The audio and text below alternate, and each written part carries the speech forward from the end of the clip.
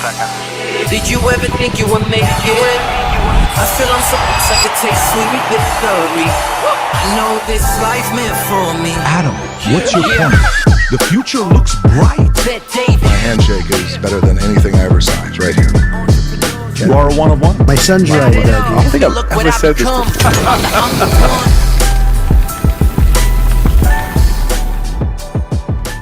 All right, so we are live. We're doing a podcast here today from D.C., and a lot has happened the last 24, 48 hours. And you know what is most impressive?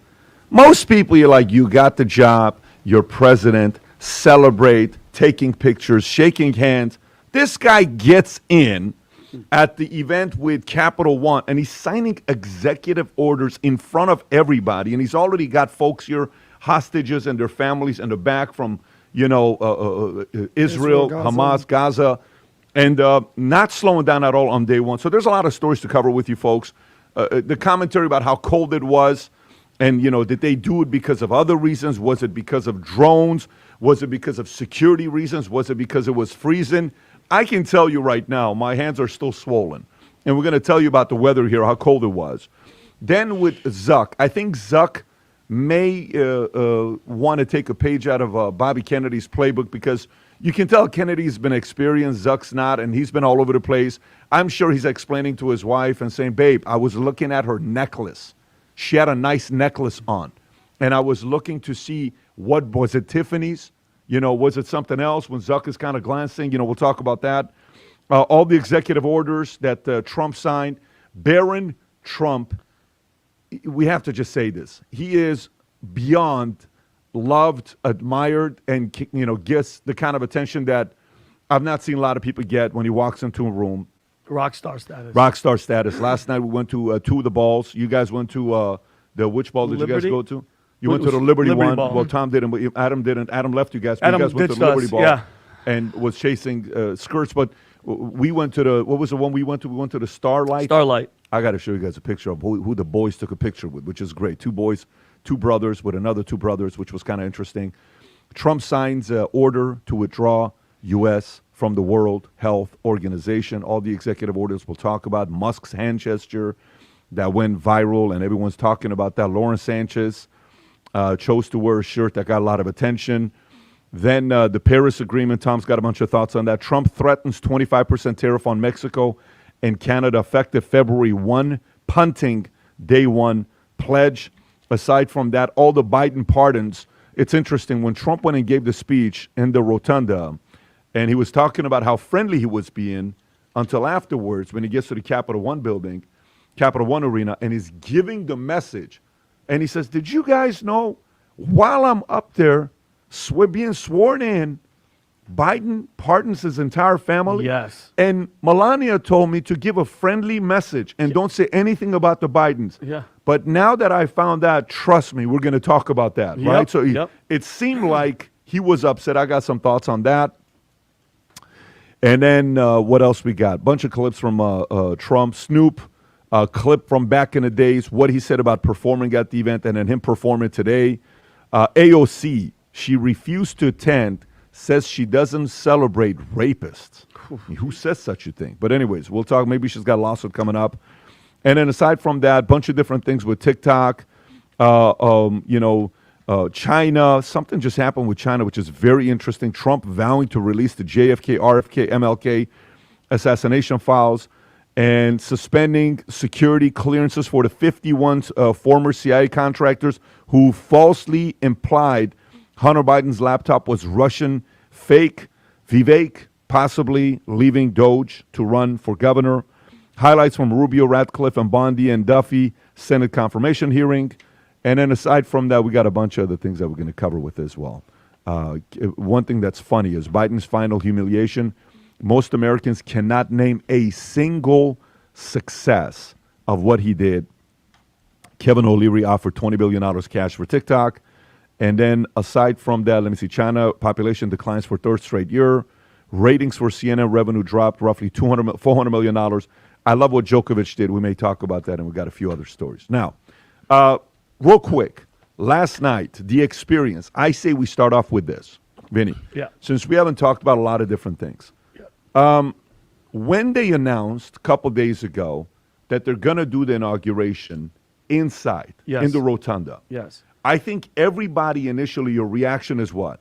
What's going on? Yep. What are they worried about? Like, what was your initial reaction when they said they're taking it inside instead of doing it outside? As soon as the cold thing happened, Pat, the first thing I said is Donald Trump is too tough to play this whole, it's going to be chilly, especially with weather reports.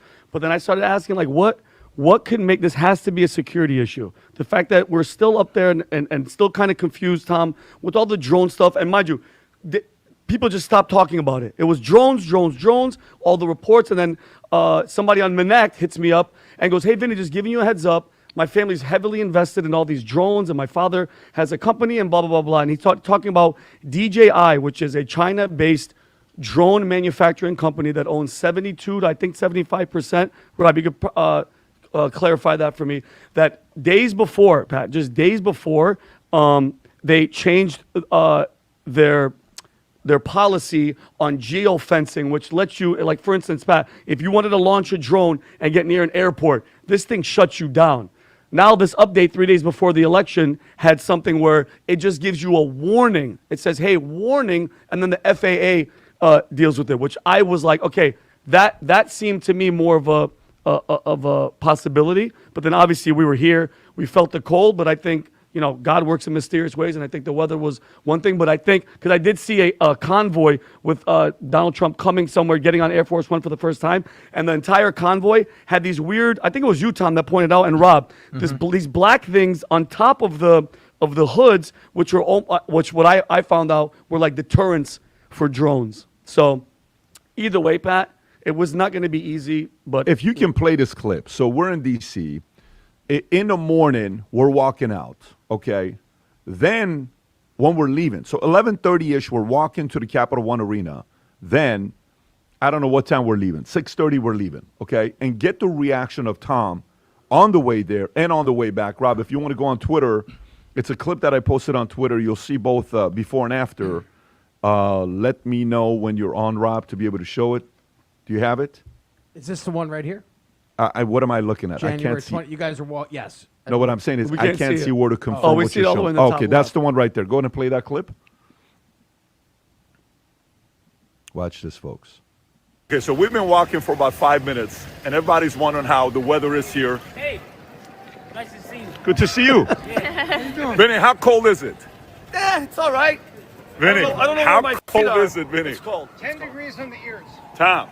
Thank you guys for everything. It's 26 degrees and windy, and they say that's 10 degrees on your face and your ears. Whoa! It is freezing. So, lots of people here. Now, Half when a million we people leave, are trying to get into the Capital One building, it was a but cluster. it is freezing. So doing this for 4 hours outside waiting, they probably made the right move. Look at this. And you're in the sun. Yeah, crazy. Now, Let me tell you, I did a video when we first came to the event, and I'm doing a video now that we're leaving. To tell you how cold it is, still, it feels, Tom, what does it feel like 5 degrees, 10 degrees right now? Yeah, it feels like 0 to 5 wind chill on my face and my ears. From when I ski, it feels like 0.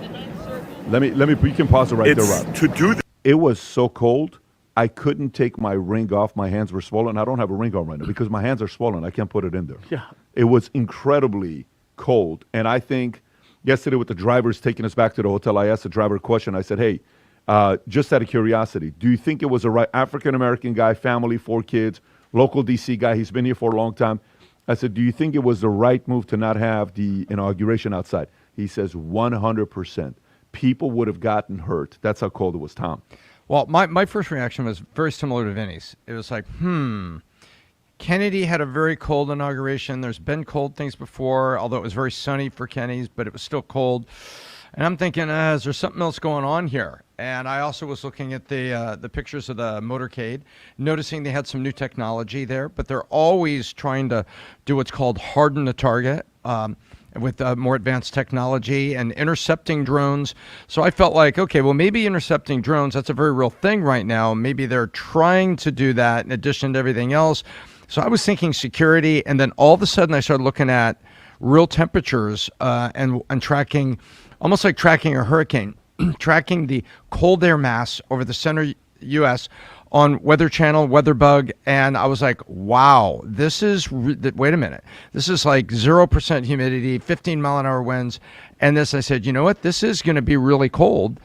My daughter called me and said, there are no classes today at Rice University and at University of Houston because they had a little bit of snow, some ice on the streets. This is in Houston.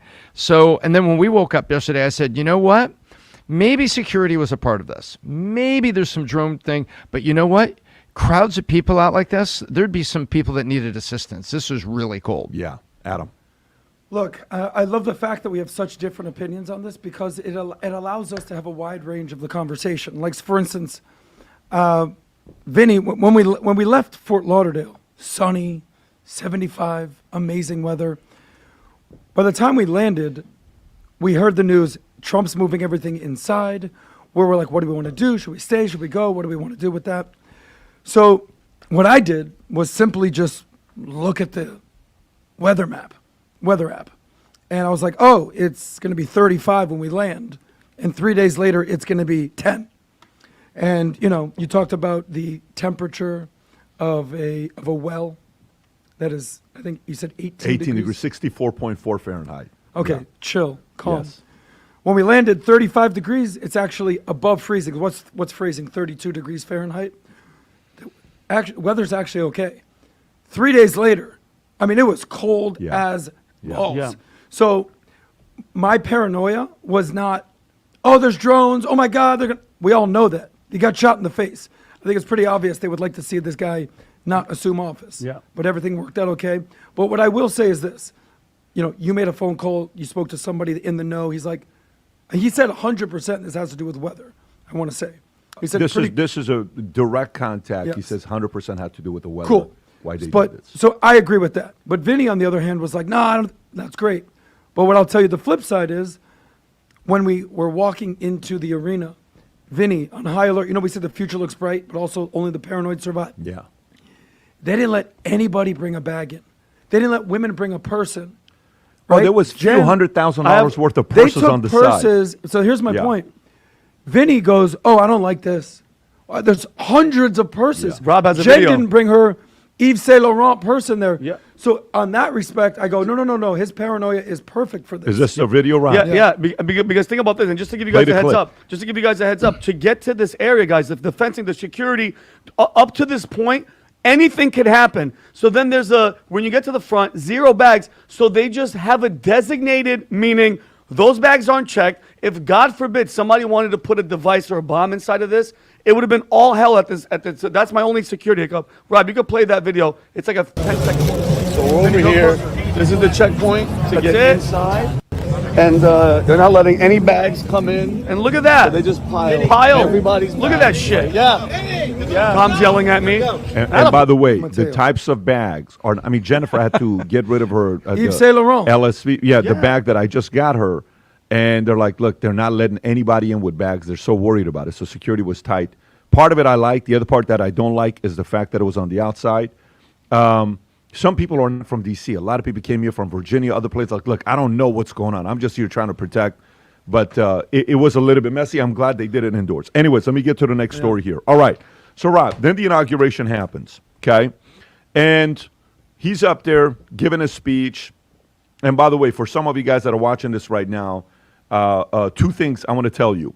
If you're going to go to vtnews.ai and you go on there, the Leaders Bulletin is officially out on who's doing a good job predicting. Everyone's officially got a score. For some of you that are thinking you're very good at predicting, you're going to see who's number 1. Okay, Rob, if you want to get up there and just go to vtnews.ai and go on the actual website, if you can, Rob. Are you on it? Because I don't see it here. Yeah, hang on one second. So if you can go to the website and go to the first 100 days. Can the guys in the back pull up my screen, please? Okay, so if you go there, this one, if you missed this one, it's out. Will there be an attempt on Trump's life in the first 100 days? Rob, if you want to, you're saying yes. Okay, Rob went yes very quick. Now go to the Leaders Bulletin on the top right. You see where it says Leaders Bulletin? Click on the Leaders Bulletin. It says Leaders Board. Can It'll you be available tomorrow. No, January refresh. 21st. Today is the 21st. Can you refresh? And go back to the home page. You see where it says leaders board right there, Rob? Okay, go back to the first 100 days. Go back to the first 100 days. See right there it says predictions, then leaders board. I think they need to put the right above first 100 days, Rob. Right above first 100 days, Rob. Nope. Right Up. above Scroll first up, scroll 100 up. days, Rob. It says, Sorry. there you go. Okay, zoom. You have your score, so let's see Connor. where you rank. Connor's Let's see number where one. Rob ranks. Rob, look at your ranking on the top right, 487. You rank 487 out of everybody that's making their prediction. Connor is first place. There you Look go. at Connor. He's Second a- is he's a David. fighter. All right, good David. Then Riley. Riley. Then Bayeta. Then Dennis Wayne. Tommy boy. Tom is sixth place. Tom's kind of disappointing for you to be. I thought for sure you're going to be first place. Anyways, for some of you guys that are wanting to participate with these predictions, we're going to go 100 days. Go to vtnews.ai and post your predictions and participate in this. There will be special recognition for those at the end of it. You're going to want to be a part of this thing here. Anyways, Rob, so the inauguration, he's up there giving a speech. If you can play a couple of the clips, I know we have a few of them. You know, when he addresses, there's only two genders. When he addresses a few things, whatever clips you got, let's just go through a few of them, Rob, if you want to line them up. This week, I will also end the government policy of trying to socially engineer race and gender into every aspect of public and private life.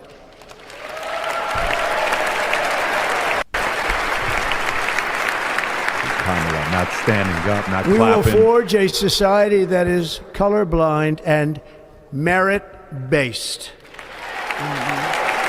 Common sense. Biden not clapping, Kamala As not of clapping. today, it will henceforth be the official policy of the United States government that there are only two genders, male and female. How ridiculous is it that a president has to say something like that? Yeah. Absurd. How ridiculous is it that Absurd he has is to more say the- something like yeah. that? Go to the next clip, Rob, if you got. So that's one. He's given a message like that in his inauguration. You ready for the next one? Rob? First, I will declare a national emergency at our southern border. Next to the borders. Why are you not clapping, Kamala? Yeah, Is that not okay. important to you? Oh, she still doesn't know where the border is. Yeah. Joe Biden has no idea what's happening. Look how bad of a look it is It goes to that the Kamala and Biden are not standing up. All illegal entry will immediately be halted, and we will begin the process of returning millions and millions of criminal aliens back to the places from which they came. We will reinstate my Remain in Mexico policy.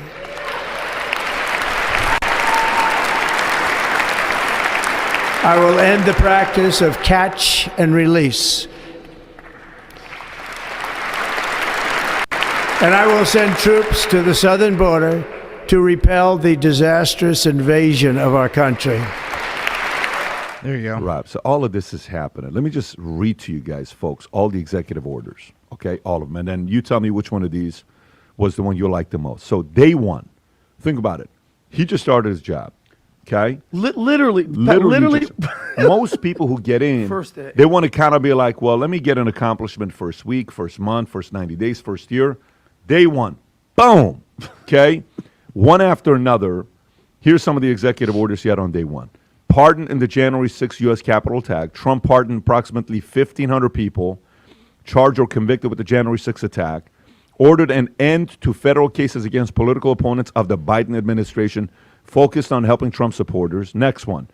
The economy on TikTok signed orders to combat inflation by easing regulations on oil and gas production, drill baby drill, targeting Alaska for expansion. Announced 25% tariff on Canada and Mexico starting February 1. Pause Congress TikTok ban for 75 days to seek a U.S. buyer, ensuring national security while keeping the app available. America First, pull the U.S. out of the World Health Organization. And Rob, if you can play that one clip, it's like 13 seconds. He pulled U.S. out of the World Health Organization and ordered a review of foreign aid spending. If you have the World Health one, just pull it up. It's on Twitter. Go for it. withdrawing from What the is this one? withdrawing from the World Health Organization, sir? Ooh, that's a big one. So we paid $500 million to World Health when I was here, and I terminated it. China with 1.4 billion people. We have 350 to pay. We have, nobody knows what we have because so many people came in illegally, but let's say we have 325. They had 1.4 billion. They were paying 39 million. We were paying 500 That just million. doesn't make any sense. It seemed a little unfair to me. So that wasn't the reason, but I dropped out. They offered me to come back for 39 million. In theory, it should be less than that, but you know. And when Biden came back, they came back for 500 million. He knew that you could come back for 39 million. They wanted us back so badly, so we'll see what happens. All right, so let me continue. That's a big one right there. Then planned symbolic actions, including renaming the Gulf of Mexico to the Gulf of America and reverting Denali to Mount McKinley, which, by the way, Florida came up with the first time ever using the phrase Gulf of America. Immigration and national security reinstated Trump-era deportation policy, prioritizing all undocumented immigrants for removal, declared a national emergency at the U.S.-Mexico border, deploying troops and restricting asylum and refugees admissions, ended Biden's CBP app, and suspended the refugee program and pending security review, revoked security clearances for critics like James Clapper, Leon Panetta, and John Bolton, withdrew from the U.S. from the Paris Climate Agreement and declared an energy emergency, promising to drill, baby, drill, announced plans to eliminate Biden's electric vehicle mandates, froze federal hiring, expect for the military, and paused new regulations, empowered Musk to lead the Department of Government Efficiency, aiming to streamline government and cut spending, ordered the termination of diversity, equity, and inclusion, roll back transgender protections, recognizing only two sexes, male and female, banned federal funding for transition services, and ordered segregation in federal shelters and prisons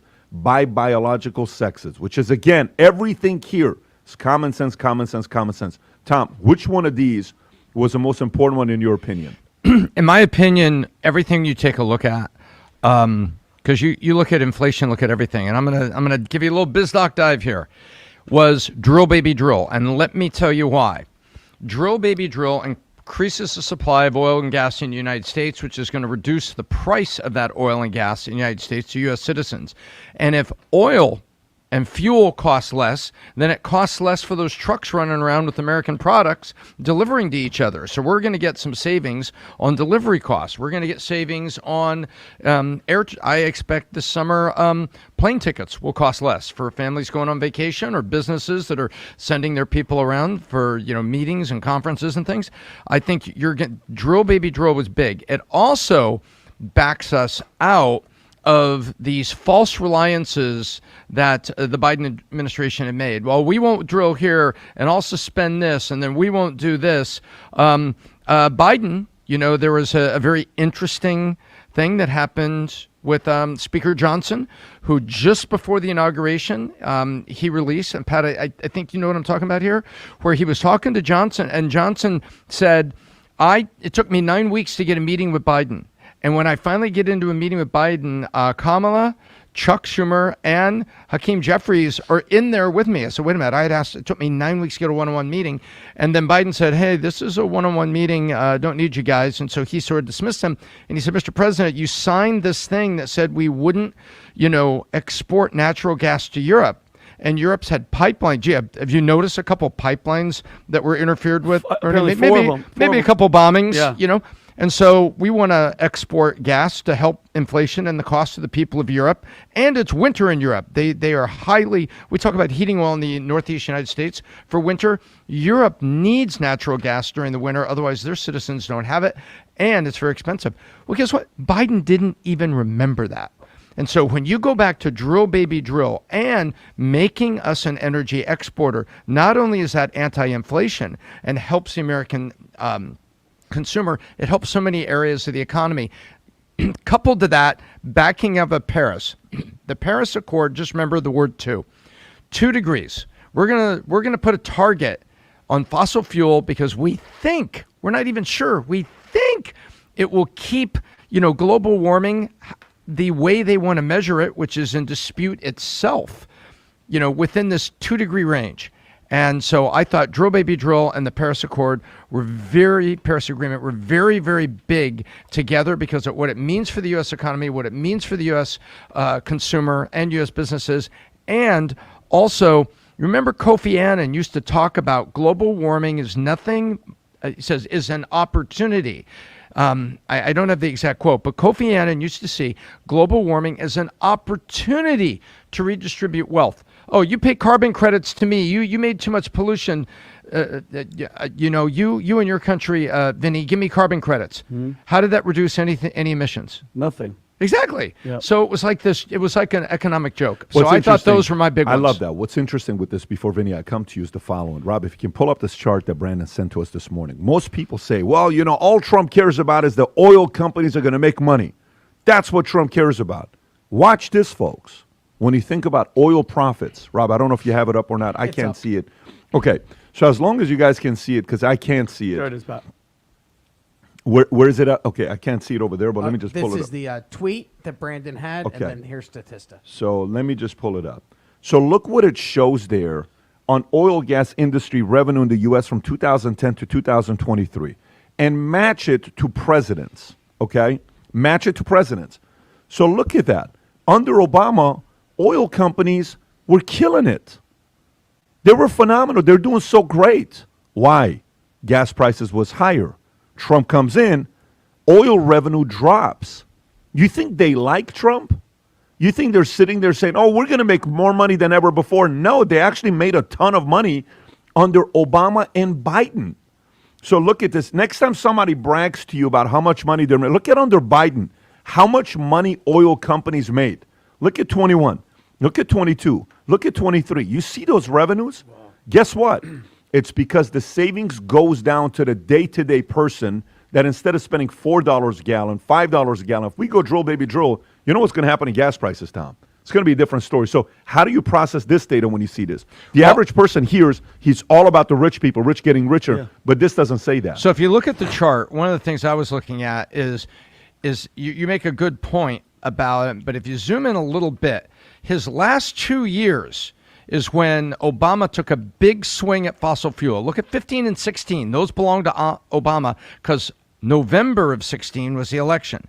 So Obama, halfway through his second term, do you remember when he leans over to Vladimir Putin and said, well, after my election, I'll have more flexibility to do other things. Yes. Remember that? Yeah. Well, that's what he did here. And on energy, those were Obama policies that took from 14 to 15 to 16. Obama stepped on the head of the oil and gas industry. And then you can see it was going up incrementally over Trump, not back to the original number. And then, of course, COVID is 19, 20, 21. So I think there's some truth to that. But there was also Obama stepping on it during his last 2 years because, okay, Paris Accord, all these restrictions, not letting people drill. Remember they held up, we used to hear about permits. We're hearing about permits in LA with the fires, but we used to hear about drilling permits. Remember that? Oh, no new permits are being issued. And they wanted to do exploratory wells and geo surveys in the Anwar, which is up in Alaska, which is rumored to have a ton of oil and gas up there. And Obama kind of stepped on it. So it's a true point about Trump, but also you can take a look at what Obama did as he was walking out the back door. Rob, can you do me a favor and go online on Google and type in the following, type in gas prices under different presidents. Here we under go. different presidents, and then go to images if you could, and I'll tell you which image to click. Go to the fourth image, top right, red, blue. Can you zoom in a little bit on that or go to look at that right there. Okay, that's under Bush, goes up. Look at Barack Obama, gas prices. What does it hit? 368, 358, 344, 358, right? And then under Trump, gas prices never went above 281. Wow. That's what you got to look at. And I look at Biden, 310, 406, 347. Wow. Gas right prices. out of the gate. So that's the point when you're looking at this.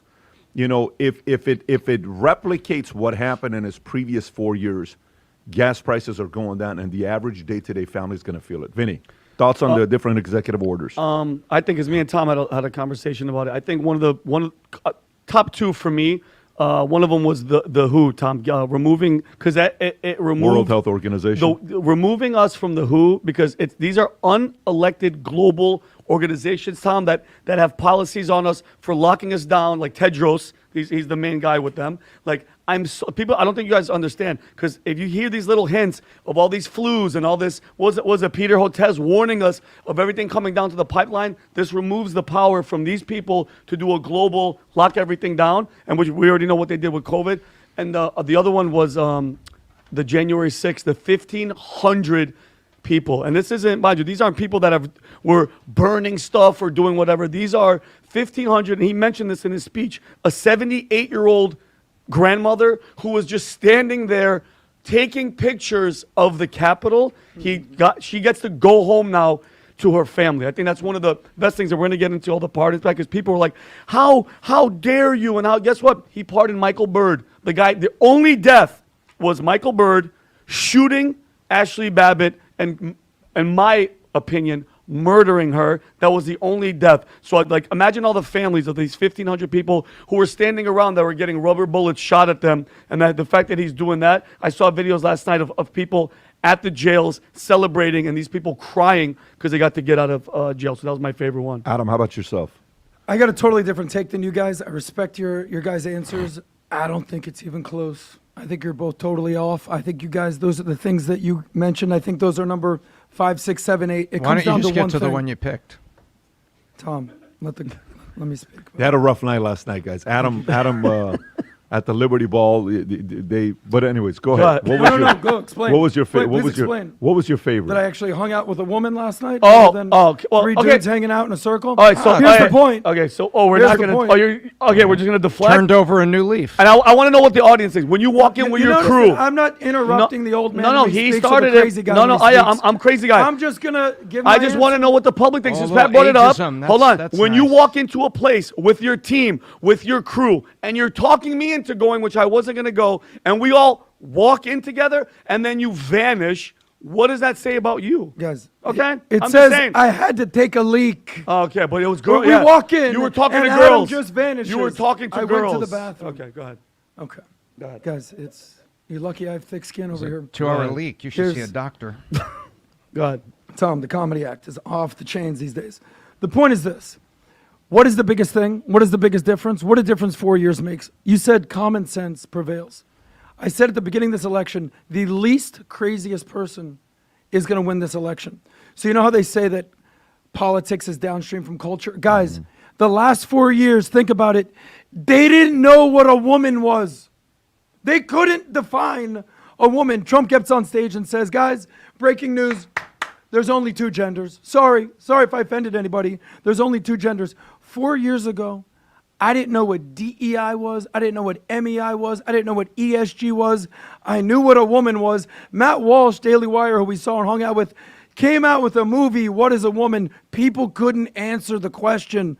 Okay, they came up with critical race theory. Hamas, Osama bin Laden are the good guys now. Gays for Gaza is all the rage. What is happening here? Then when they start burning the American flag, no. So what happened was people lost their damn mind after Trump took office, after January 6th, during COVID. People lost their mind, and all this stuff is downstream of everything. J6, oil, all that. If you don't know the difference between a man and a woman, I'm sorry. We're going to start right there, and then everything else will come into place. That's my answer. Well, that's to me, the biggest thing you're talking about is the fact that we got back to common sense. I think that's very important. Did you ever see the clip when the lady goes, "Excuse me, sir, it's ma'am"? Right. Yeah. It's right. like, no. Right. And what's weird now, if you ask somebody that lives in California or Texas or Arizona, they're going to tell you it's the border. Okay. If you talk to somebody who goes to parties and skips the guys to go hang out with girls, they're going to say man and woman, gender, right? If you talk to somebody who is on TikTok, they're going to say it's TikTok. If you talk to somebody that is in jail because of J6 and their families are not with them, because someone's in jail, that's going to be J6. If you talk to somebody who dealt with the manipulation of World Health Organization and forcing people to do things because the globalists thought, oh my God, here's what we're going to be doing, then you're going to say World Health Organization. But if you talk to somebody that lost a job to another person for diversity and equity, and like, wait a minute, I'm better at the job than you. What are you doing? Then it's going to be it really comes down to how any of these policies directly impact somebody. But the biggest factor for me was the fact it was common sense. Tom, you brought something up, and we haven't talked about it because we haven't done a podcast since Thursday, right, Rob? Okay. So one of the things that was dropped, because it was was it Thursday or Friday? We went to a Spotify event. There was a small Spotify event with 25 of us, which I thought it was amazing. All In Podcast was there. Jason was sitting to my left. Chamat was here. David was here. Dusty, which shout out to Dusty from Spotify. She is amazing. Fantastic. Amazing. Her, A Jordan, they did a pro. great job. But she's something else. And then there was Sagar, there was Matt Walsh, there was Lex Friedman on this The side. Milk Boys was We had a very Kyle good was there. conversation Josh Shahidi, together. shout out to that guy. It was probably one of the best conversations that should have been recorded. Obviously, private meeting, and then we had a meeting with YouTube, and we met the CEO of Google. We had a great conversation with him. We had a great conversation with CEO of YouTube, and CEO one of the of things, Google. both of them, Google and YouTube. And one of the things, I think you were there when I said to him, I said, look, Spotify did X, Y, Z. It'd be great for you guys to do more of these things because I think YouTube has a good platform, but people don't yet trust to see what's going to happen. It's great that you're doing something like this, but we don't know what's going to happen. While there, Barry Weiss interviewed Speaker Johnson, okay? And folks, there is this last week we did a video on PSYOPs and how much more information we consume today than ever before. And the problem with the amount of information that we consume today is what? What happens when, you make a lot of money and you're always going to nice restaurants and always eating good food? You become a little bit deaf to good food. You're used to it. It's no longer like, oh my God, we're going to a nice restaurant. Versus when I was 13 years old in LA, we went to Sizzlers the first time. I thought we were millionaires. We No, going Sizzlers. I'm telling you, I was like, I can't believe we made it. All you can But eat Rob, shrimp. if you have that clip, yeah, this one right here. So Barry is doing a great job, and by the way, she always gets information from people. I love what she does. But Speaker Johnson is telling the story about how he couldn't get to talk to Biden. And the reason why I'm getting to this, and Tom, I'm going to come to you first with this one here, is there's a story in our addendum, which, by the way, very soon, those of you guys that want to know the notes we look at, you're going to have a way of getting it on Connect, and stay tuned. We'll announce it here too soon. There's a story that comes out that says, Biden's final humiliation. Most Americans can't name a single success. What do you mean you can't name a single success? They can't name a single success, what he did. And Tom will go a little bit deeper into that. But he's saying, I'm trying to get a meeting with the president, and I can't. Speaker Johnson, he is like, if something happens to him and to Kamala, he's the president. So I can't get a meeting with Biden. What do you mean? Everybody's just saying no, no, no, no, no. And then he's telling a story about a moment where he is there with him, Kamala, Hakeem Jeffries. I'll let him tell you the story. This is very, very important for people to realize this. Because due to the amount of information that we're getting, it's like, boom, and we move on. Some of the information is so important that we have to highlight and spend some time talking about it, but we can't because it just moved on. It was so quick. Play this clip. I would ask you to listen to everything he says, and then I'll tell you why this is important, and I'm going to show you a chart. Rob, go ahead and play this clip with Speaker Johnson with Barry Weiss. I do stand by it, and I say this without any personal animus at all. I mean, in some ways, I actually kind of feel sorry for Joe Biden. I mean, he's in the twilight years of his life. He is not, obviously, has not been in charge for some time. And I know this by personal observation, and now the whole world knows it. And it's been very, very concerning to me over the last, year and a half since I've had this position. Can you tell us a story when you say personal observation? What kind well, of I mean, thing did you see? it's public now because the Wall Street Journal got it and put it on the front page. But January a year ago, almost exactly a year ago, I had been asked. I became Speaker in October 2023, and there were all sorts of big national security concerns and everything going on. And I started requesting a meeting with the president because I'm kind of old school. I'm a constitutional law guy. Speaker of the House should be able to talk to the president, especially in times of great national interest and calamity. Yes. But they wouldn't let me meet with him, and his staff kept giving me excuses. This went on for like 8 or 9 weeks. I'm sorry, Mr. Speaker, he doesn't have time. 8 or 9 weeks? What are you talking about? I'm second line of the presidency. He has time. I need to talk to him. 8 or 9 we weeks. had, I can't say the classified parts, but we had some big national concerns at the time that I was losing sleep over. Finally, I just went to the Hill press corps and I said, the president is not being allowed to meet with the speaker. There's a problem. So they started putting pressure on him. Long story short, they finally relented. They invited me to the White House. I show up and I realize it's actually an ambush because it's not just me and the president. It's also Kamala Harris, Chuck Schumer, Hakeem, the CIA director, everybody. And then, so I walked in the Oval and, I know what this is. They're going to hotbox the speaker on Ukraine. Watch funding. this. That's what it was. This is probably third week of January. We sit down, we're in the midst of it, and the whole conversation, and I'm going, we don't need to have this conversation. The president reaches over just like this. We're sitting right next to the fireplace in the Oval, and he grabs my arm and he says, the speaker and I just need a couple minutes together. Would y'all just leave us alone? And I looked up on the faces of some of the staff standing around the wall, and they're like, oh, no, he did it. So he called it. He's the commander-in-chief. So everybody leaves, and he and I are standing awkwardly in the middle of the Oval Office right over the rug by that coffee table. And I said, Mr. President, thanks for the moments. This is very important. Listen, I got folks, some it's big coming. national security things I need to talk to you about that I think you know, and what do we do? But first, real quickly, Mr. President, can I ask you a question? I cannot answer this from my constituents in Louisiana. Sir, why did you pause LNG exports to Europe? I don't understand, liquefied natural gas is in great demand by our allies. Why would you do that? Because you understand, we just talked about Ukraine. You understand you're fueling Vladimir Putin's war machine because they got to get their gas from him, And he looks at me, stunned with this, and he said, I didn't do that. And I said, bingo. Mr. President, yes, you did. It was an executive order 3 weeks ago. And he goes, no, I didn't do that. And he's arguing with me. I said, Mr. President, respectfully, could I go out here and ask your secretary to print it out? We'll read it together. You definitely did that. And he goes, oh, you talk about natural gas. Yes, sir. He said, no, you misunderstand. He said, what I did is I signed this thing we're gonna conduct a study on the effects of LNG. I said, no, you're not, sir. You paused it. I know. I have the export terminals in my state. I talked to those people this morning. This is doing massive damage to our economy, national security. It occurred to me, Barry, he was not lying to me. He genuinely did not know what he was saying. And I walked out of that meeting with fear and loathing because I thought, we're in serious trouble. Who is running the country? I don't know who put the paper in front of him, but he didn't know. You can pause it right there. To me, that's number one. Because the fact, folks, that the last 4 years, we didn't end up getting into a war. A World War III didn't happen. Jeez. Shit didn't hit the fan.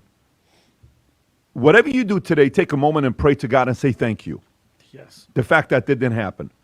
Because he was a prop, Hakeem Jeffries, Schumer, Kamala, maybe a method through Obama. All of these guys were using him as a prop based on him saying, I don't know. What do you mean you don't know? By the way, I'm a CEO. I don't know how many C-suite executives do I have, multi-six-figure guys that report to me in all the companies combined. C-suite executives. Let's say 5 of them. Okay, so if I got 5 of them that are, and how many do you have that are reporting to you? Another 5? I got 3 of them. Okay, so how many of them, if they needed to get a hold of me, they would get a hold of me? What do they need to do to get a hold of me if they need to have a 15-minute meeting? I ensure that they have access transparency for emergency orders. But if they needed to do it, what would they do? They would text you immediately. Okay, so let's go to a bigger organization. Go to an organization like Apple, Tim Cook. Go to a bigger organization like Amazon, okay, Andy Jassy or Jeff Bezos. Go to Facebook, Zuck. Go to, Tesla, SpaceX, Twitter. Do you think if the number 2 to Elon, to Tim Cook, to any of these guys, if they want to have a meeting with him today, what do you think they need to do to get on a call? 8 or 9 weeks? That could be the prevention of a war. What are you talking about? The fact that Speaker Johnson couldn't get a... And the reason why this is important to me, Rob, I just sent a chart to you. It's very important for us to understand this and analyze this, folks, moving forward, because this is the problem we're facing. Here's the study that was done by this article, guys. I think everybody needs to look at this. It's explaining the definition, defining the future of human information consumption, okay? And this is the problem that we have. Go a little bit lower, Rob, if you could keep going to the first big chart. Keep going. Okay, look at that one right there, folks. Do you see that chart? Here's what that chart says. It says percentage of waking hours consuming information. Let me say this to you one more time. Look at that chart. This is scary. Vinny, that's the percentage of your waking hours consuming information. In 1900s was only 10% of your time. It was word of mouth, right? People were in the newspaper. Go to 80s. Yeah. It's 40%. Today, 80% of your waking hours, you're consuming information. If you go a little bit above that, Rob, it says the average global consumer spends 82 hours a week consuming information. Jeez. People say, well, nobody works 80 hours a week. Your brain is working 80 hours a week just consuming information right now. Okay, and assuming an average of 7 hours of sleep per night, this means 69% of your waking hours is engaged on consuming information. So here's the question. Somebody sends me something the other day, 2 days ago. The guy says, hey, Pat, check this out. Look at this guy hanging out with this guy, and look at this guy hanging out with that. It's from the insurance company, you know, whatever's from the previous 15 years ago. And I text back to the contact. I said, signal, and then what is that? You know what that thing is? Noise. What do you call this thing? That's greater than. Greater than. Yeah. Signal is greater than noise. Yep. You know what the point was? Hey, stop giving me noise. One of the words for this year. Why am I sharing this with you? Speaker Johnson saying this to Barry Weiss, and they're just going, I forgot about what happened. That was just 5 days ago, 4 days ago. Yep. And maybe the biggest story that was dropped before Trump becoming president. The fact that Biden was never president. This was all an act, and it was controlled. And the Speaker of the House, the number 2 guy behind the president, is saying something like this. Tom, for you, when you hear something like this, and specifically the story, when people are saying, what is the biggest accomplishment? How do you process all of this? Well, first of all, I think it's horrifying and really unfortunate that only 37% of people surveyed, this was a survey of 1,000 people, so this is a reasonable survey from a very reasonable organization. Across Democrats and Republicans, only 37% strongly agreed that they could not recall one. 37% said, I strongly feel I can't recall one. Well, what trends or what themes do you remember? I remember inflation, and I remember unemployment, and I remember his mental fitness. Those are the 3 things. It's like when you're talking to a citizen right before the election, remember we covered this. Valuetainment had, weekly election countdown shows. And guess what? People wanted to talk about inflation, immigration, and the overall economy in their state, right? Inflation was personal, That's what they want. So they go here. But I back up to, and I think that's tragic, that's all people remember. You know why? Because there's nothing else to remember. Then go to Speaker Johnson. Listen very carefully to what happened there. We had natural gas workers shut down. So people with jobs had their jobs, whether it was either furloughs or people shut down in Louisiana, where they were shipping natural gas out. Workers hurt. We weren't exporting the natural gas, so we're not making money on that. There is no reason for the U.S. to be doing that. So my greater question, Pat, was who called that shot, and how did they get it through the people that were putting that paper in front of Biden? That shot was a non-American benefit. Absolutely not. That somebody got a piece of paper under Biden's hand and got him to sign it. My concern is if he's not the president, good Lord, who was, and why were they doing something that was against our workers, our economy, our best interest, and helping Europe through a cold winter get natural gas so that you don't have them buying it from Putin? I look at that and I'm like, China would like that, right? Certain people would like that. Globalists would like that. Nobody who's thinking about the best interests of the United States or our allies would want that. That's what scares the hell out of me of that very specific situation. And you called it that for all the people out there who are still kind of lost in la la land. That is called the deep state. And let's be honest, Pat. We knew it all along. If you didn't, you were lying to yourself from the beginning. From the moment he took office, I can't talk to you. They told me I couldn't.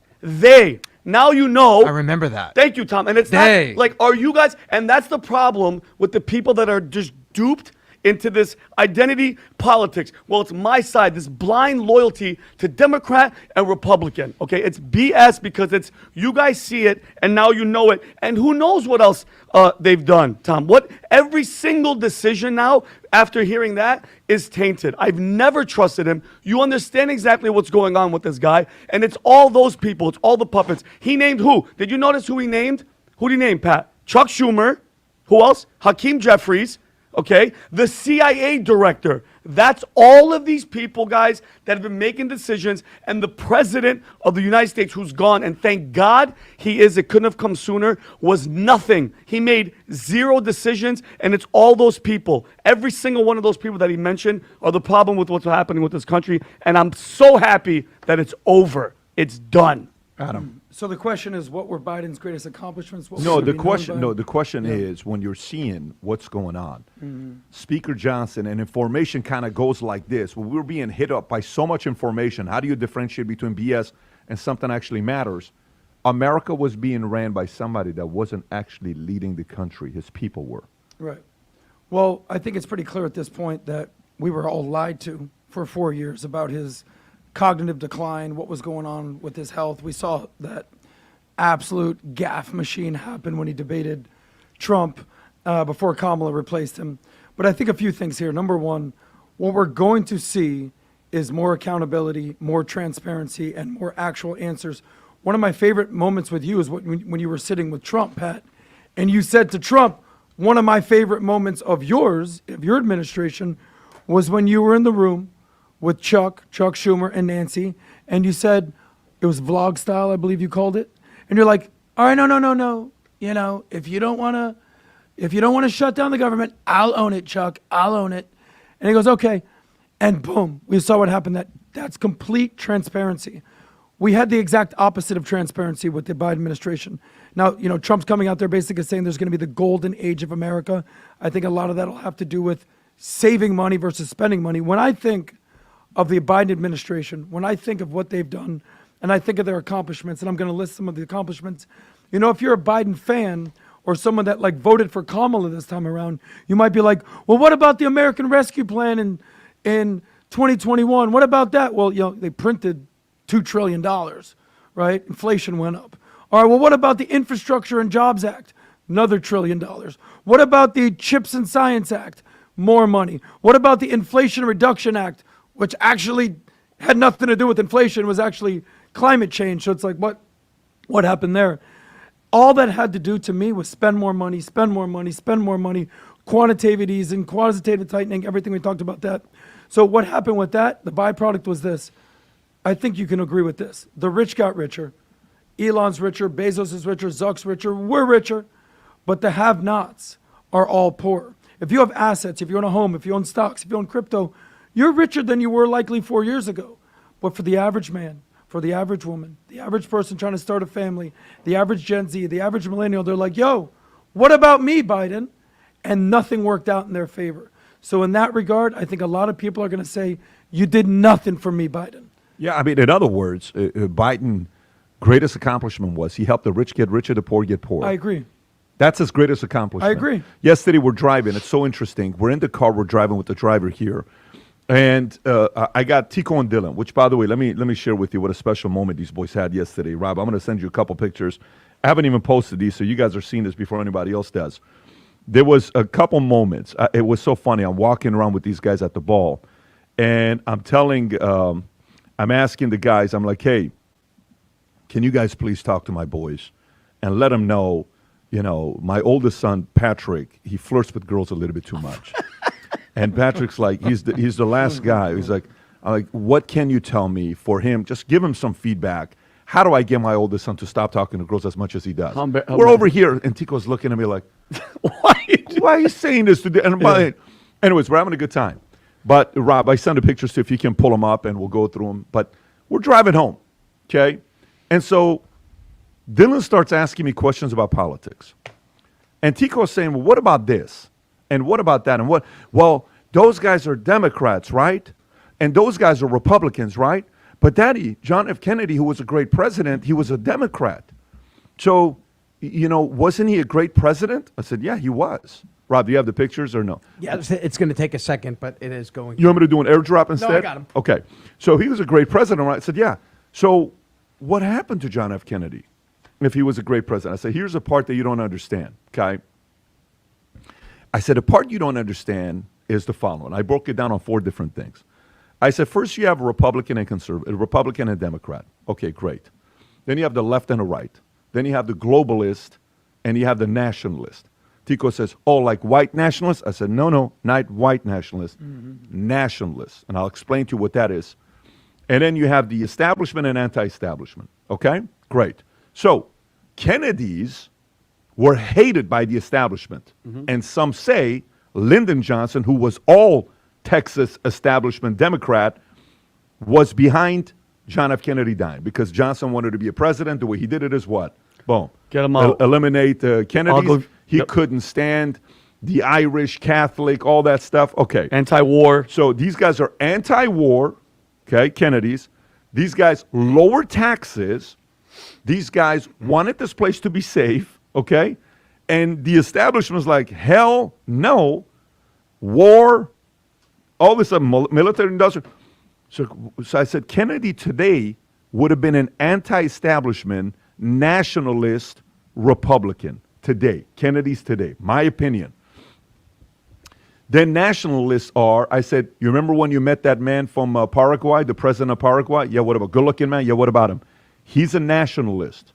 His number one priority is what? Paraguay. He says, okay. I said, Viktor Orban, all these other guys we're talking about, they're nationalists, right? They love their country. There's nothing wrong with your country being number one. Nope. Great. And then as we're going through this process, he eventually says, well, then, Dad, is it fair to say that I'm a conservative, Republican, nationalist, anti-establishment guy? I said, that's probably you. Yeah. He said, that's what I am. I think that's me, right? He's kind of breaking This is himself Tico? down. This is Tico. I But love it was it. and then the driver, African-American guy with 4 kids, and he's listening to this, and he says, I've never had anybody explain it that way before. That makes sense. I am that. So why am I sharing this? The reason why I'm sharing this is because think about what just happened with this clip with Speaker Johnson we're watching. The globalists don't want America to be first, right? The establishment doesn't want Trump to come in and get rid of all the BS that they have with all the executive orders. They've had so much control. They don't want that. DEI. What is DEI? Trump's like, it's all going to be about merit. It's not going to be about your race, skin, or any of that stuff. And look at his lineup of people that were speaking, Kash Patel, all these other guys. So that era is here. And by the way, this is the pictures from last night, Rob, if you can pull up some of them. This is them meeting Connor. Hey. That was their favorite. They're like, oh my God, he is so energized. Why is he so fired up? Look at Dylan's face if you can zoom in a little bit. Zoom in a little bit if you Dilly can. is cheesing. Go Tico's down. there, and then look at Dilly boy. Yeah, there he is. Go to the next picture, Yeah, Rob. Dilly Connor was boy. class act with everybody. This is Pam Bondi. Pam Bondi Okay, in the we house. approached. We spoke to her. First, I Nice met her looking husband. lady. And then fellow says, hey, this is Pam Bondi's husband. I said, no. I said, now it makes sense. I said, we were bragging about how beautiful your wife is. But I said, now I get it. You're also good looking. You look like you're in Hollywood. They had a great conversation with him. And then with her as well. If people want to go to the next picture. This is them with Emily Austin. I told Emily, Patrick's flirting with girls a little too much. Oh, yeah, so you said to him? Okay. So look He at needs to chill out Chico's with all height that, already, Chico. by the way. Go to the next one. Okay. Dylan's got the Superman hair. And then this was very interesting. The Paul brothers. The Oh, Paul man. brothers with the David brothers. Okay. That is That's so cool, it, man. It was a and by the way, John Jones, well, everybody was. There was such a great time last cool. night. But that's the new era we're going through. Anyways, let's talk about pardons. Okay. Let's talk about pardons. So while Trump is giving his inauguration speech, he has no idea what's going on. And he talks about it afterwards. What does he do? He had already known that Biden pardoned Fauci, Milley, and the January 6th panel, which means they can't get in trouble for fabricating any other thing because it's done. So all the lies, all the documents, the 10,000 documents that they're saying was shredded, that Trump claimed it was shredded, no one's going to be able to see because they're pardoned, right? Now, imagine that happens to you the day of you're about to give inauguration. You're ready to go after Fauci to find out what happened, or Milley, or go after all these guys, right? Can't. It's done. Pardon's there. And you are still biting your tongue because you're about to see this guy that does this, and you're going to give your speech. You're going to become a president while all these guys sitting to your left, the Kamalas, the Bidens, the Obamas, the Clintons, all of these guys sitting to the left were causing mayhem in your personal life for 4 years. They try to make your life a living hell. And then quietly, what does Biden do when Trump's on stage? In the final hours, he pardons relatives, family members, brothers. He didn't do that with the Fauci and others. He did it while Trump was getting up there. Joe Biden issued preemptive pardons to safeguard individuals from potential reprisals by incumbent President Trump, recipients including 5 Biden family members, brothers James and Frances Biden, sister Valerie Biden Owens, wife's sister, and her husband John Owens, not the John Owens we know. This is a different John Owens, and James's wife, Sarah, as well as figures like General Milley, Fauci, and members of the bipartisan family, Biden stated these are exceptional circumstances, baseless and political motivated investigations wreak havoc, okay? Many recipients viewed the pardons as necessary due to threats from Trump, who promised retribution and labeled the January 6th committee political thugs like Liz Cheney.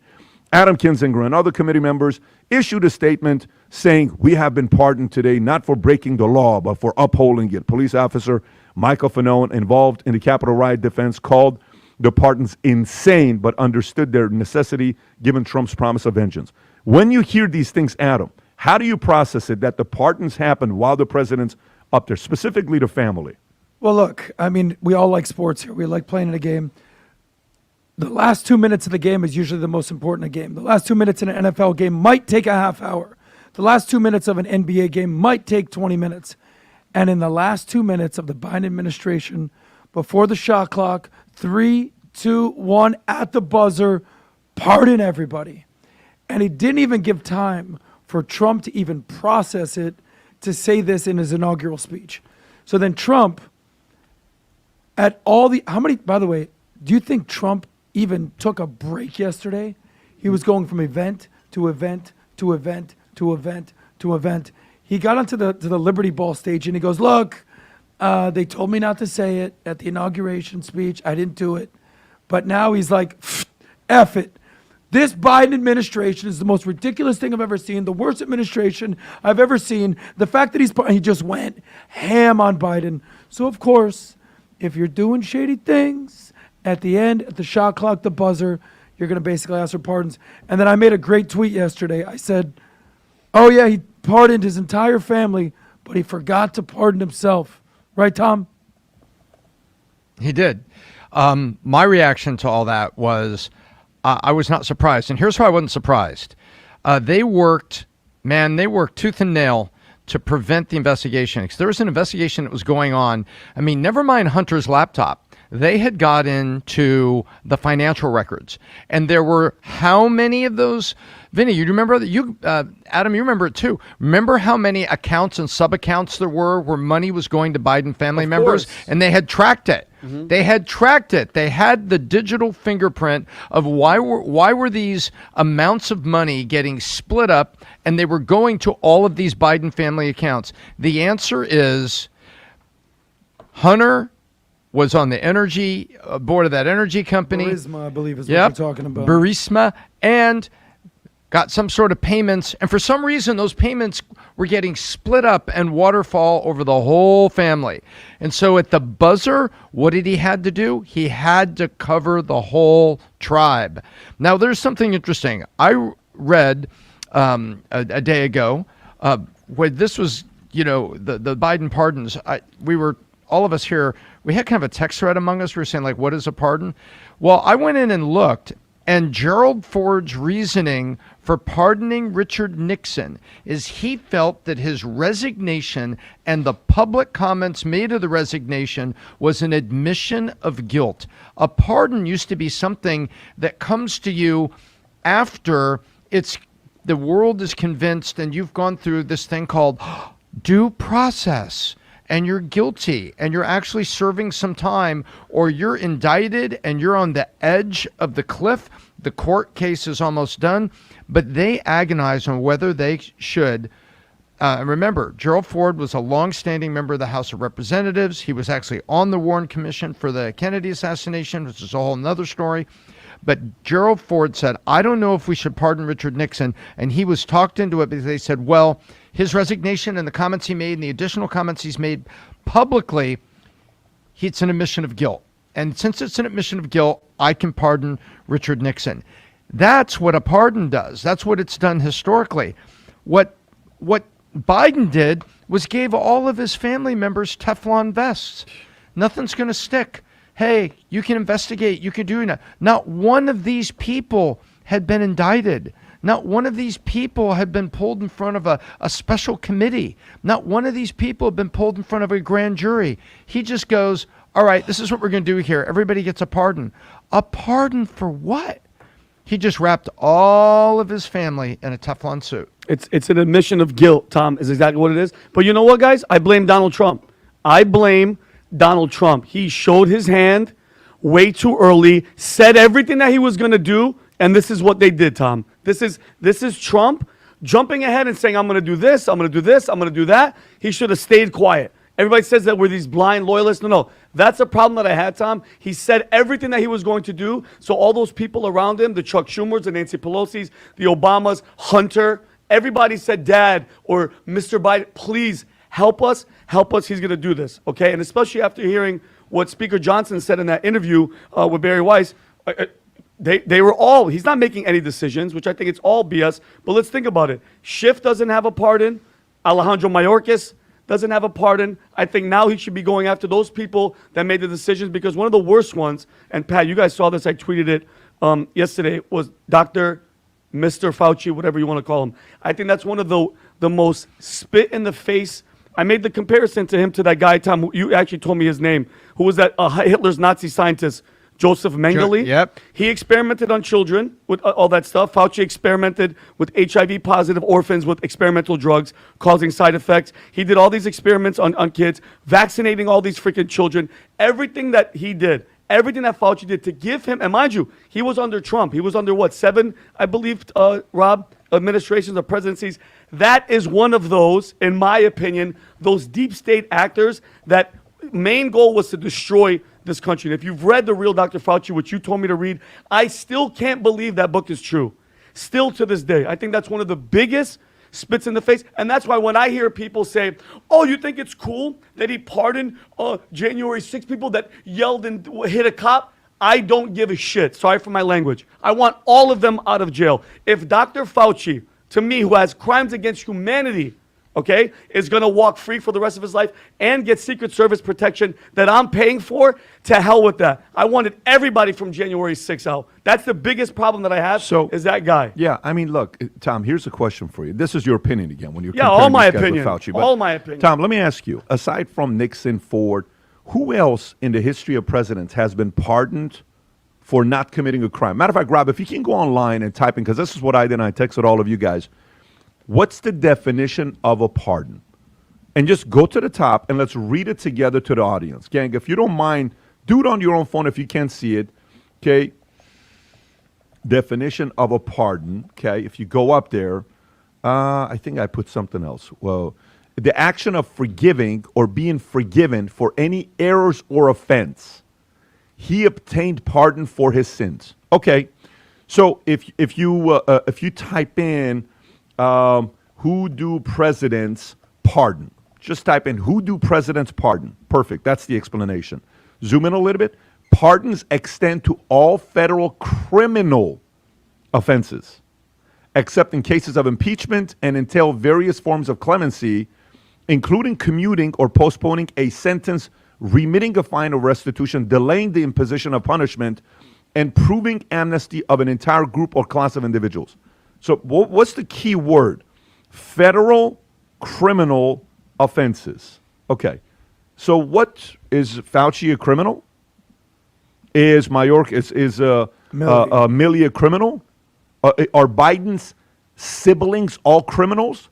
What president in the history has ever pardoned their siblings, Rob? Can you Google what president in the history of presidents has pardoned their siblings? Which president pardoned their family? Which president? If you type in, I'm actually curious, and I don't know the answer to this question, so maybe a lot of them. But if you want to find out which president, Vinny, you want to go ask on ChatGPT and ask which presidents pardoned their relatives. So Bill Clinton pardoned his brother for. Roger Clinton, President's brother, was pardoned for drug charges after having served the entire sentence more than a decade earlier. So this is for a crime he committed. So this is not for a crime he didn't commit. Yeah, convicted. So Roger Clinton was convicted. Just Bill Clinton pardoned his half brother, and then Jimmy Carter did his actual brother for tax evasion. But he actually committed the crime. Thank you. Okay, Thank you. So you tell me, when Rudy Giuliani, who the guy's his reputation, you know what they've done to this guy. When I went to his place and we were doing Mafia States of America, okay. I'm in his room, I'm in New York, and he's telling me, I had the laptop. FBI came, they did not want to see what's in the laptop. This is the Biden crime family. His words in Mafia States of America. I'm like, oof. the Biden crime family, the Biden crime family. Then you come in and pardon your entire family, and Bill Clinton pardoned his brother Roger Clinton, who did his entire time. Jimmy Carter pardoned his brother for tax evasion. What crime did Biden's family commit? Exactly. Oh, I got it. So you know what this is?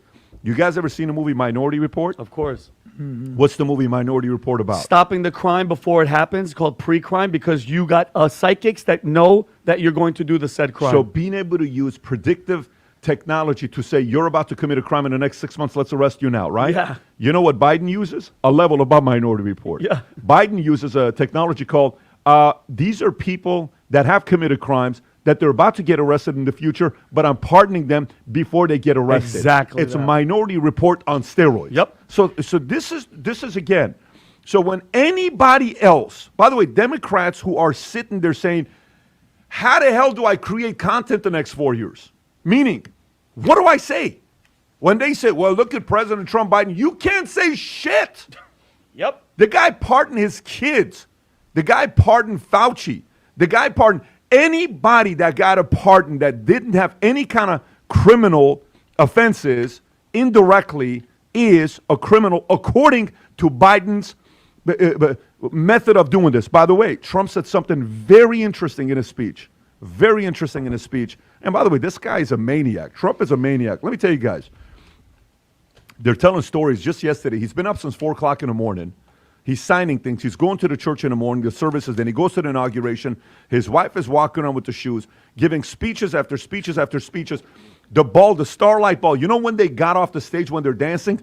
12:30, 1 o'clock is the final dance with J.D. Vance. He's still up there giving a speech. This guy worked a 20-hour shift at 78 years old, doing executive orders, and he's talking to the media when they're talking shit to him, and he's going back and forth. You know what he said? He says, do you guys know my first term? I had the opportunity to pardon myself. And a lot of people were advising me saying, you should pardon yourself. You should pardon yourself. I said, why would I pardon myself? If I pardon myself, that means I'm guilty. I'm not guilty of anything. That's why I never pardoned myself. Why would anybody pardon themselves in advance? Because they are guilty. I wasn't guilty. He says, I think we won the 2020 election. I think we did this. I think we did. Look what happened. The amount of moral authority they handed to him, they can't say nothing to him for the next 4 years. Good. They literally can't say nothing to him for the next 4 years. Well, you know who just validated exactly what you said? Who's that? Was ChatGPT. Exact portion of what you just read about Bill Clinton's brother. They said there's Bill Clinton who pardoned his brother Roger Clinton, who committed a crime, like you said, a cocaine distribution in 1980s. The other person on this list was Donald Trump. They said potential family pardon. So at the end of Donald Trump's presidency, there was speculation that he might pardon all his family, including Don Jr., Ivanka, Eric, his son-in-law, Jared Kushner, but ultimately, he did not pardon any family members. Speaking in existence to exactly what you said, why would I need to do that? But there's another thing. This kind of goes to what Vinny's saying. You know when Babe Ruth called his shot, he's like, all right, I'm going to hit a home run. That's exactly what Trump did. I was like, I'm going to come after them. I'm going to go after these guys. But it's the perfect cover for the Biden crime family, as you're calling it, to basically say, oh, here's what we do. You ready? Ready? He's saying he's going to come after us. Whether we did it or not, we know what happened. Da, da, da, da, da. Political vengeance, political retribution. You know, James Brown had a song called The Big Payback. They're coming for us. So what we're going to do is preemptively, you talked about preemptive analytics and everything with Minority Report. Preemptively, we're going to say, well, since Donald Trump is talking about retribution and vengeance, let me go ahead and pardon my family members, so we don't get in trouble from Donald Trump. So it actually is the perfect cover for them. But me personally, I'm not a fan of the preemptive pardon, Tom. I think the only other times was Gerald Ford pardoned Richard Nixon for Watergate scandal, and then George H.W. Bush pardoned related to the Iran-Contra affair. I am anti-pre. I think you have to be set in front of court. You have to have your day in trial if you are either charged and then or convicted, and you have to. It's a good point you're making. I think so bad because I'm for anybody, for Trump or anybody, I'm not a fan of it. But and I missed one point too, PBD. It was General Milley. That's one of the main ones that's a real problem, because for the audience that knows, in 2020, I believe, Rob, October 2020, He called General Lee from China and said that we have no plans to attack. This is undermining our entire system. He called and told them, if we're going to attack, I'm going to call you ahead of time. You're letting technically our enemy know our freaking plans. Yeah. That's why he had to let this guy. Well, look, the reality of it is, I love the fact that all of this stuff happened open hand. Good. So anybody that's on the left that wants to say anything, you lost the argument because of what Biden did. Very simple. You lost the argument because of what he did. This has never happened ever before. You just witnessed what your guy that you were all impressed about do what he did here. By the way, for those of you guys that are watching the podcast, we saw so many people. I don't know how many people the last 4 days stopped us. If I have to say a number, would you say 1,000? Would you say, I don't know what the number is, the last 4 or 5 days? Insane. It was insane. The conversations, people from all over the world that are here for this special event. And you know what was amazing? Everybody's saying America's back. Common sense is back. The pride of wearing future looks bright. I can't tell you how many people are using the phrase future looks bright today. So many people that's becoming, you're going to see this thing get bigger and bigger and bigger because of the optimism. So here's what we're doing, specifically January 21st. It's only going to happen one time. We have the new Future Looks Bright with the American flag on it. Yes. Okay, Rob, I don't know if you have that or not. The Future Looks Bright mug right there. This is American flag with the Valuetainment logo on there. Future Looks Bright. And it's $20. And the other stickers that we had, 45, 47. Here's what we're doing. Just today, first 50 people that place an order over $50, we're going to put in that mug, and we're going to put in the stickers for you. Those stickers are, limited edition stickers because it's only going to happen one time. It's going right now. Place an order. Get the hat. So much gear right now. This sweater I'm wearing right now, I dare you to buy this sweater, not like it. If you don't like it, I'll send you twice the amount of merch if you buy the sweater and you don't like it. It's the most comfortable thing you'll ever wear in your life. And the Future Looks Bright logo on the back with the silver. I don't know where this is, but go get some of the gear. Future Looks Bright. I'm so the next 4 years, we're at Equinox, one after another. Oh my God, future looks bright, future looks bright, future looks bright, future looks bright. Everybody is using this phrase, but watch what's going to happen in the next 4 years with that phrase. You're going to see millions of people will be wearing this gear, and everybody's going to say, me too. I feel the same exact way. Optimism's going high. If you feel that way, go to vtmerch.com, place your order. The first 50 people that place an order over $50 will get the stickers and a U.S. flag Future Looks Bright mug. Okay, let's go to the next story here. So, while all this stuff is going on Martin Luther King Day, this is what the president says. He says Trump vows to release JFK, RFK, and MLK assassination files in massive transparency push. Rob, is this the clip? Go ahead and play this clip, please. And in the coming days, we are going to make public remaining records relating to the assassinations of President John F. Kennedy, his brother Robert Kennedy, as well as Dr. Martin Luther King Jr., and other topics of great public interest. It's all going to be released, Uncle Sam. By the way, you know what it takes to do that? It's a technical term that they use. And I want to get this right. Correct me, guys, because my English is not there. If I'm not saying it, it's like I think it's like a doctor medical term. It's called brass balls. Is what it takes to do that, because you know who is not going to be happy about releasing that? One organization. And what is that one organization? Starts with a C? CIA. There you go. Tom. He says that, but now he's not saying this as a election, hey, vote for me because I'm going to release it. He's won. So him saying it, he's not saying it to try to make you happy because he wants your vote or anything. He's already won. That only happens pre-November 5th. Tom, what happens if he releases 100% of this? What is this going to do to the marketplace that's confused the hell out of who shot MLK, who shot Bobby, who shot John F. Kennedy? How explosive will this be? It's going to be very explosive. But the question is, what is still in the archive? What is still there that can be released? Because the CIA has had a lot of time to scrub it and a lot of time to do it. And I'll give you one example.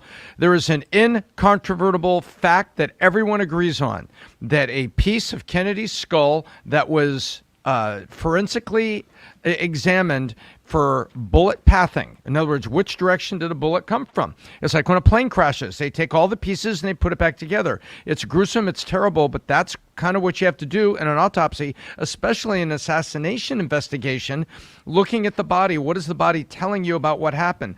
Just like a plane crash where the planes in a million pieces, they put it back together, they get the black box. That piece of that skull went missing within 3 years. Within 3 years, people went back to, after the Warren Commission, they said, we want to look at a couple more things here. Investigative committee said, yes, we can do that. They went in there, it's gone. So the question is, what will still be in the archive that will be releasable? What documents are still in the archive? Redacted documents that have been copies of copies of copies of copies. Is the original unredacted versions in there, or are you going to be looking at redacted copies? There's commentary that there are witness interviews in there, that there's no originals, and people that have done investigation have said that there's redacted copies. We don't have the original. So the question is, what's going to be in there?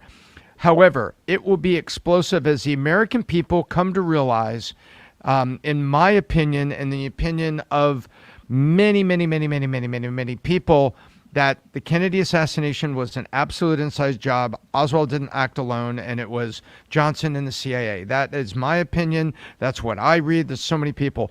That will be explosive. Equally explosive is the letters that were written to Martin Luther King by the CIA, and there have been 2 of those, I believe, that have been out. One in which they were encouraging him to commit suicide. They said, there's so much stuff that we're going to release on you and Ralph Abernathy, and you should do it, King. There's only one way out, King. Take yourself, King. That was written by our CIA. It says, unfortunately, through our FBI. They were, and I think these things will be explosive, but I think we get over it and move forward and say, okay, we did it to ourselves. This is horrifying. Now, how do we keep it from happening again? That's what I think. But I want to know what is still in the archive, because these people are very good at redirecting and protecting themselves. Vinny. I hope, Tom, because we've heard this the last time he was in, I'm going to do this, but then he changed his mind. The real thing is, what happens to these institutions? What happens to the CIA? What happens to the FBI when we find out definitively? Because we all have our opinions. Me and Rob talk about this all the time. I know me and you are pretty much on the same page. I know Pat floats around there, Adam. I don't know. I don't think you're as far in as we are. But I mean, trust for the government is the lowest it's ever been in the history of the country. Okay, so if that's a fact, and we find out, in fact, the CIA, maybe the FBI, the mob, whoever, they all had a hand in murdering a sitting president, okay? Murdering our president, then you have to question everything. Then all of a sudden you're like, wait a minute, 9/11. Who's to say? You lose all faith in every single thing that your organization has touched. That means either you have to get rid of this organization, or there has to be some type of civilian over. I don't know what has to happen, Tom, because it's over. If the CIA was involved and we have documentation, it's over. It's done. It's treason, okay, at the highest level, and nobody's going to get held accountable. Pat, they're all dead. Everybody's dead. But then everything else that was involved that adds questions, I want to get to the bottom. I love it. I love. By the way, do you know what happens if they release this information, Adam? I want you to give your comment, and I'll give you my thoughts. Sure. I'm going to tell you what I think is going to happen if Trump actually releases this information. I'm going to give you a data that you're going to be shocked what I think will happen. Okay. My prediction. Okay. Go ahead, Adam. Well, look, in descending order, everyone wants to know what happened to JFK. It was the Warren Commission that I think happened with that. Yes. Lee Harvey Oswald. That's the thing. You know, there's a guy out there, you might have heard of him, PBD. He wrote this book, I believe it was called Choose Your Enemies Wisely, right? I argue with him all the time. Oh But he's a good guy. I argue with him all Yeah. the time, Yeah. especially his 2 buddies over there too. But great guy. Is this really the enemy you want to choose on day one? You want to go after the CIA? Is that really what you want to do? I'm not saying that's a good thing. I'm not saying that's a bad thing. I'm saying that's the thing you want to do. So there's going to be a lot of people, the public, who be like, hell yeah, I want to know what the hell happened to JFK. I want to understand what happened to Bobby Kennedy, certainly his son, RFK, we've spent a ton of time with. I'd like to know what happened to MLK. I mean, in descending order that way.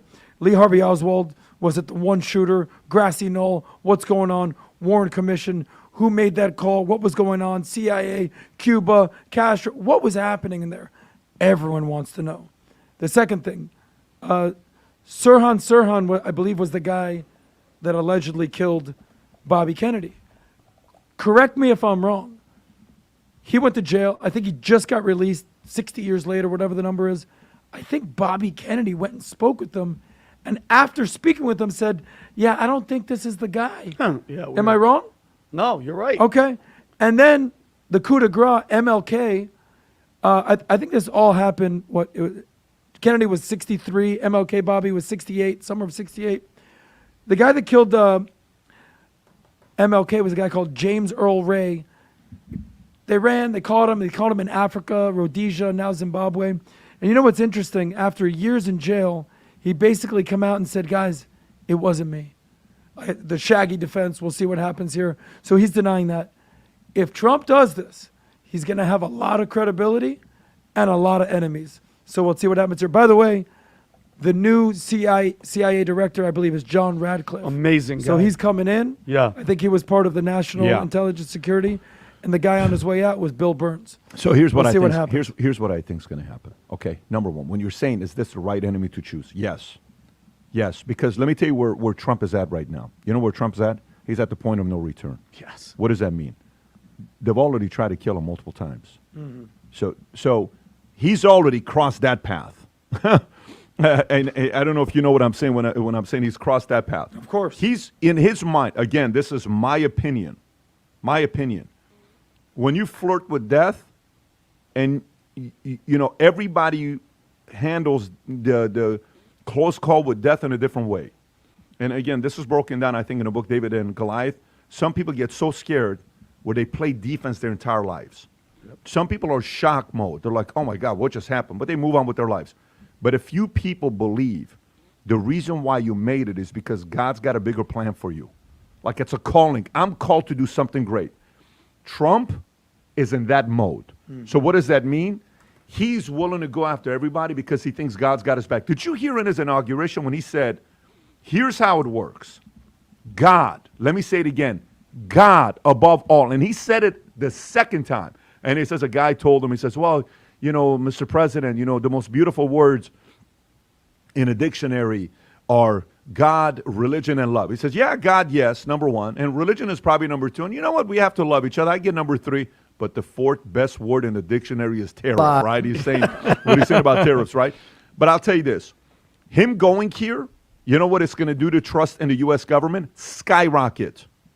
Dropping what the U.S. government did in the past before to hide it from us is going to take this chart, and if you look at this chart closely, folks, it's going to skyrocket the trust in the U.S. government.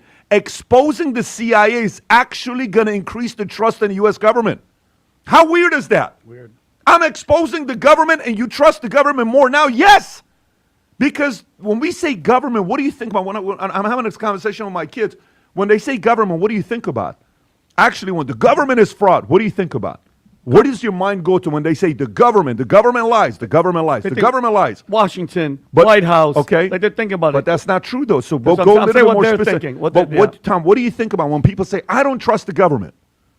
Who is the government? When people say, I don't trust the government, is it what government? I think it's trickle, I right, think, Tom?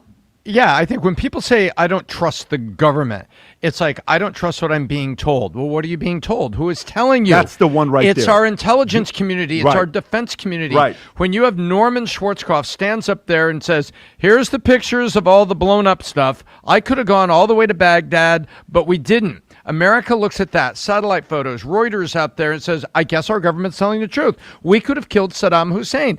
The other way is where you get the spin, you get the half-truths. But you know what it is, You don't Tom? get the answer, But and then people don't trust that. So when people say, I don't trust the government, we have to isolate and qualify what that means. Yeah. When you say, I don't trust the government replace it with, I don't trust the government when it was being ran under XYZ leadership. That's what that means. Yes. So a person saying, I don't trust the government in 1964. Okay, I get it. Or 1962, 63. I get it. I don't trust the government under this. The government replaces with the leadership team of the president that was running it. If the president actually follows through and drops what happened with MLK, Robert Kennedy, and John F. Kennedy MLK, assassination Robert with the Kennedy, CIA, yep. You're going to see that chart skyrocket when they run the poll of how much the American people trust the government. They're going to say, I trust the government, but replace the government. I trust Trump's administration, not the U.S. government as a blanket immunity statement. I trust the government, period. Under this administration, I think Trump has a shot on getting this thing to be a hockey stick to the roof, saying, holy shit, whether you like him or not, guess what? He's telling us what's going on, which is quite exciting. I'm going to go to the next story here. I got to give you one little piece of information. I know you want to move on, but this is very Be important. quick. Go for it. Do you know when the term conspiracy theorist Yes. came into the JFK. nomenclature? CIA. It became right after the Warren Commission. Right. That's everyone's labeled that Yeah. these days, and now it traces back to that. Right. By the way, what did Chuck Schumer say to Donald Trump? Yes, 7 When days. you go after the intelligence community, they got 6 ways to Right. Sunday to get after you. Right. So we're going to see what happens So if, let me go if to he this- has radical Yeah, transparency. so watch this here. Trump to suspend security clearances of 51 former CIA contractors who false implied Hunter Biden's laptop was Russian fake. This is another one. I'm not going to spend a lot of time on this. I'm just reading this story because I think it's important for the audience to hear this. And then we'll go to the next story here. President Donald Trump plans, President now, but President Donald Trump revoked the security clearance of the 51 intelligence officials who claim Hunter Biden's laptop had the classic earmarks of a Russian information operation before the 2020 election. A senior administration told that Fox News that this action was part of 200 executive orders. Spies who lie. Spies who lie. This is another reason why the people didn't trust the U.S. government. Let me get to the next story here, and that's Vivek and DOGE. So there are different stories. First, rumors started circulating that Vivek will be stepping down from DOGE, Department of Governmental Efficiency, if I'm not mistaken. And they're like, yeah, no, I don't think that's happening. Well, then it's like, well, he's stepping down because he's running for governor. Oh, okay. So he's stepping down because he's a governor. He's running for governor. Then when you hear Vivek talk about it, and Vivek talk about it on Fox, story says where Vivek even quotes it. I think there's a tweet where he says, "It was my honor to help support the creation of DOGE. I'm confident that Elon and team will succeed in streamlining government. I'll have more to say very soon about my future plans in Ohio. Most importantly, we're all in to help President Trump make America great again." So that is a quote from him, I think a day ago or a couple days ago, right? And then while I'm on Will Cain's show, he asked me a question about, Trump wants Vivek to consider running for Senate. I think somebody wanted him to consider running for Senate. I said, I don't think he's a Senate guy. I think he's more an executive guy. He needs to be governor over being Senate. And now conversations are coming up about him running for governor. Tom, your thoughts. Do you think this is because of him running for governor that this is stepping down? Do you think there's conflicts between him and Musk? Do you think it just didn't work out? Because Trump also 2 days ago said that Vivek is still going to be a DOGE. But there's a few different stories here coming out from different people. Tom. So I see two angles here. First of all, could Vivek been involved with DOGE and at the same time be looking at a vulnerable seat to run as a GOP candidate? Yes, he could. Absolutely could. How much is DOGE an appointed position, like an ambassador? Ambassadors sometimes keep their businesses running, keep things going on the side, and they're also an ambassador. Could he have been working on DOGE and be governor? I think he probably could have. That's one side of it. That's the rational explanation. The other side I look at it is, he's really an alpha, and Elon Musk is an alpha.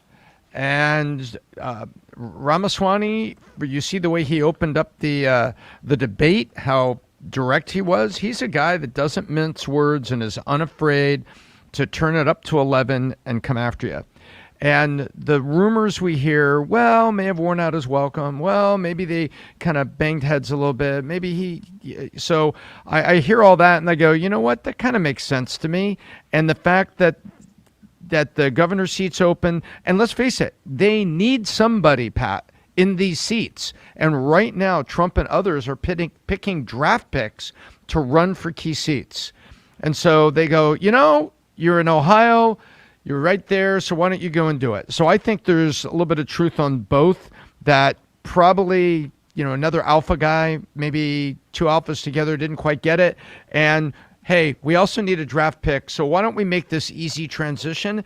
And I don't know, I had not read it, but you mentioned something as we were about to go on, that you had seen something where Vivek said something.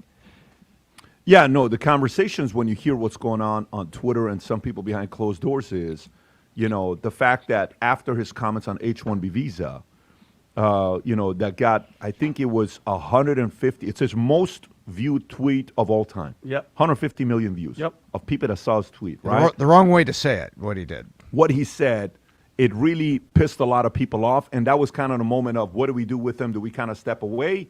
That's what some people are saying. Now, he's going to clarify and probably say it had nothing to do with that, but it is what it is. Vinny. I was just going to say that, and just to remind people, what he said was that American culture has started valuing mediocrity instead of excellence. Now, I don't know about you guys. Americans don't like hearing that crap. Okay, so I think that to me played a big part. I do like the alpha versus alpha as well, Tom, because if you think about it, Elon is good. He could probably do this by himself with a team. They'll probably put somebody else in there to run it. I mean, the idea is pretty obvious. You know what I mean? Department of Government Efficiency. Just we're going to be cutting a lot of corners. But you know, it is kind of weird though, Pat. Did you guys even really see Vivek this entire week that we've been here? I saw him once, Rob. Maybe I saw him walking at the inauguration. But it is kind of obvious that once you're out of that little limelight, I didn't hear him make a speech. We were at the Capital One. I saw everybody. We saw Kash Patel. We saw everybody spoke except good song. Everybody spoke except Vivek. So I kind of feel like, and going to your point, Tom, if there's a governorship or a Senate seat, that's, to me, that's more important than just an agency that they're starting from scratch. Look, I mean, we saw Vivek. We also saw the fake Vivek who was hanging out with us that one day, our buddy.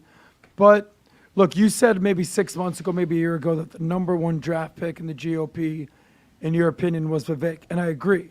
I just don't think that's the case anymore. I think now that Trump is officially the president, J.D. Vance is the guy. He's going to be next in line. I don't want to count my chickens before they hatch, but come 2028, if you're Vivek, you could pretty much do kind of whatever you want to do at this point. By the way, how many people genuinely knew Vivek Ramaswamy's name 1 year ago? Not that many. Not many. And then boom, has anybody catapulted to the forefront of American culture, American politics, American business more than Vivek Ramaswamy in the last year? I would say no. We all know Trump. We all knew of J.D. Vance a little bit. He was a senator. We've all known some of these people. We knew Elon, certainly. But Vivek? So now you're talking about, should he become a senator? Nah, beneath me. All right, well, that's pretty interesting. Spending his money on a real campaign. Yeah, put his money where his mouth is, no doubt. Should I become a governor? I do think it's beneath him. Not beneath him. Yeah, I think he's bigger a than one. that. I think he's bigger I than agree. that. Yes. Should I become a governor? Governor of one state. By the way, DOGE, what do you think they're paying him to run DOGE if they were him and the two-headed monster Elon Musk? Who knows? Nothing. I mean, not much. It's not even a government actual position, so they sort of made it up.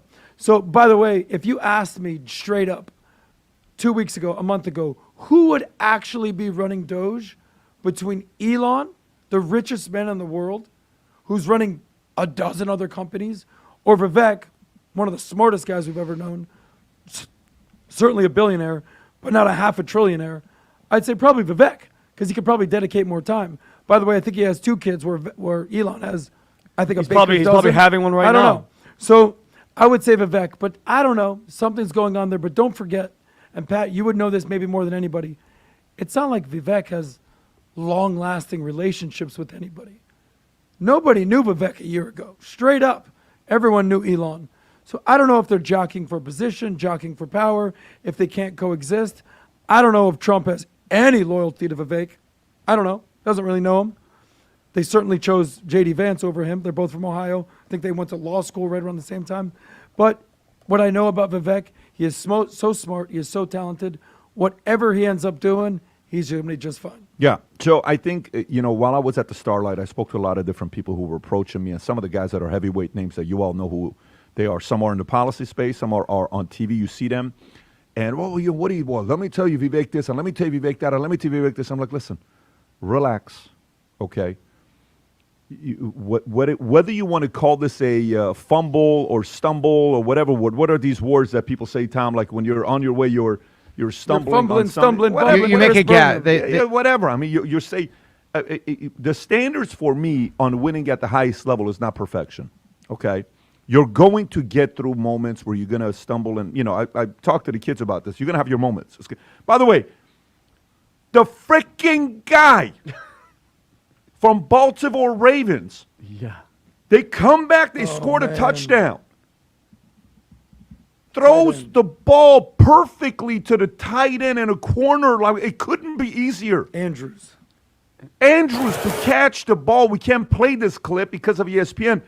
Drops the ball to go to. I mean, do you realize like how he feels, the quarterback, and he knows too many, and he took full responsibility. They're going to have a tough offseason. Oh, yeah. Everywhere they go, hey, how you doing, man? Yeah. Stop asking me how I'm doing. Yes. Hey, man, I'm so sorry. Shut up, right? Yep. I don't want to hear it. So it's part of life when you're on the what do you call it, the big screen. Well, dude, relax, okay? There's two ways. Sometimes both ideas can be both right and wrong, and sometimes intelligence is being able to entertain opposing ideas and kind of get it. There's a part that's like, it's getting late, let's go. You're going to turn 60 years old in 16 years, okay? And that's true. It is. But you know what the other side is? We got a long life to live. Yep. Life is long, and life is short. They're both right. Vivek is a star, led into a superstar that pissed a lot of people off. And while you're coming up, you also have to sometimes realize the people that are in your ear telling you, you're amazing, you're amazing, you're amazing, you're amazing, you're amazing. You have to mute those people. It's not easy to do. Valedictorian, da-da-da-da-da, pa-pa-pa-pa-pa.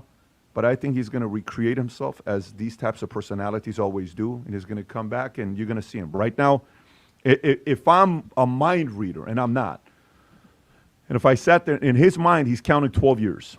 You know what 12 years is? You know what 12 years is? It's the next time Vivek's going to have a shot at being a president. Yeah, because the next in line would probably be J.D. Vance. That's what it means. So he's calculating 52 years old. Yep.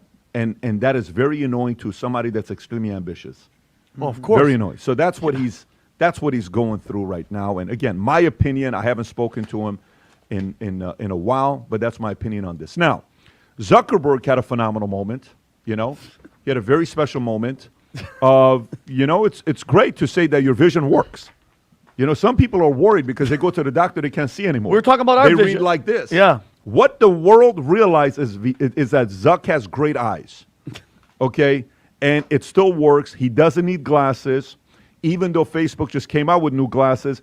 Without the Facebook glasses, he was able to spot something that, it just, whether it's because of different reasons. You said something which I don't want to take it away from you. I don't want to steal your thunder. You'll say it here in a minute. It could be a commercial for that. But here's what everybody's talking about in the inauguration in the Rotunda. Go ahead, Vinny. Rob, play this wonderful clip of knowing that Zuck's eyes work.